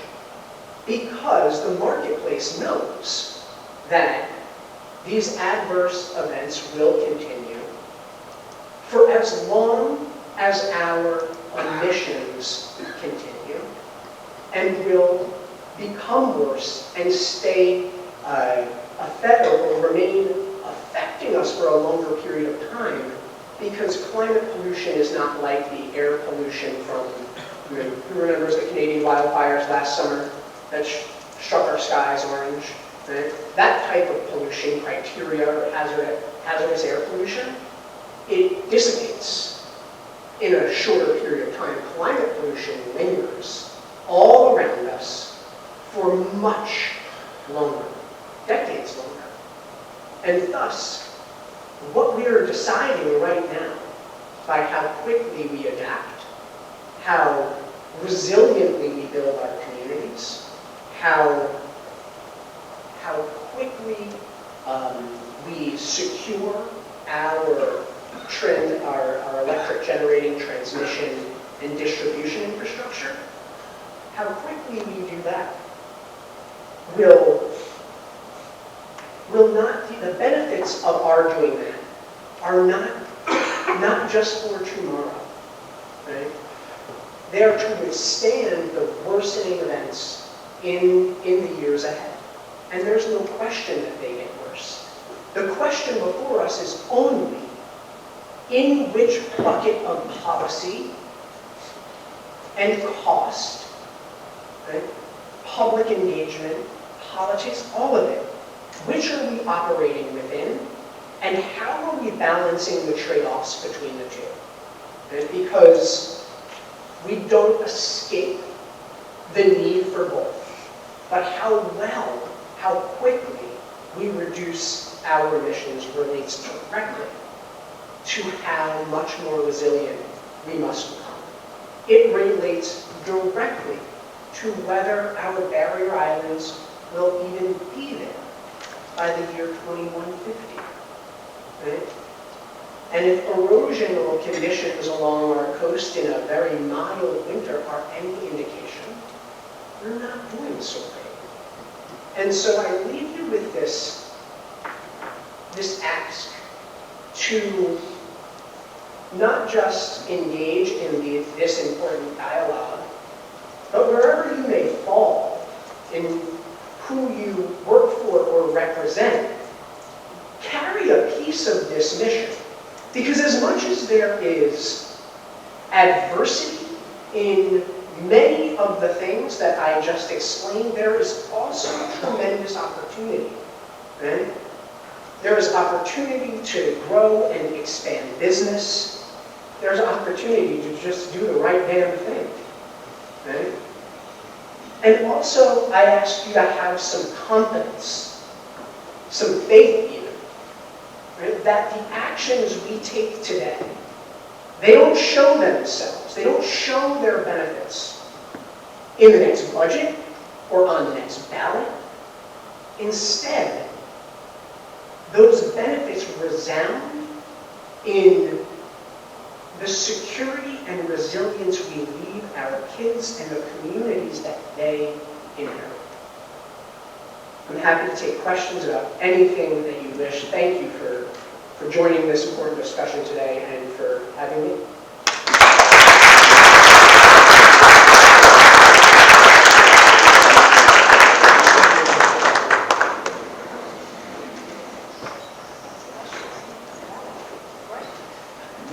Not a question, Pat.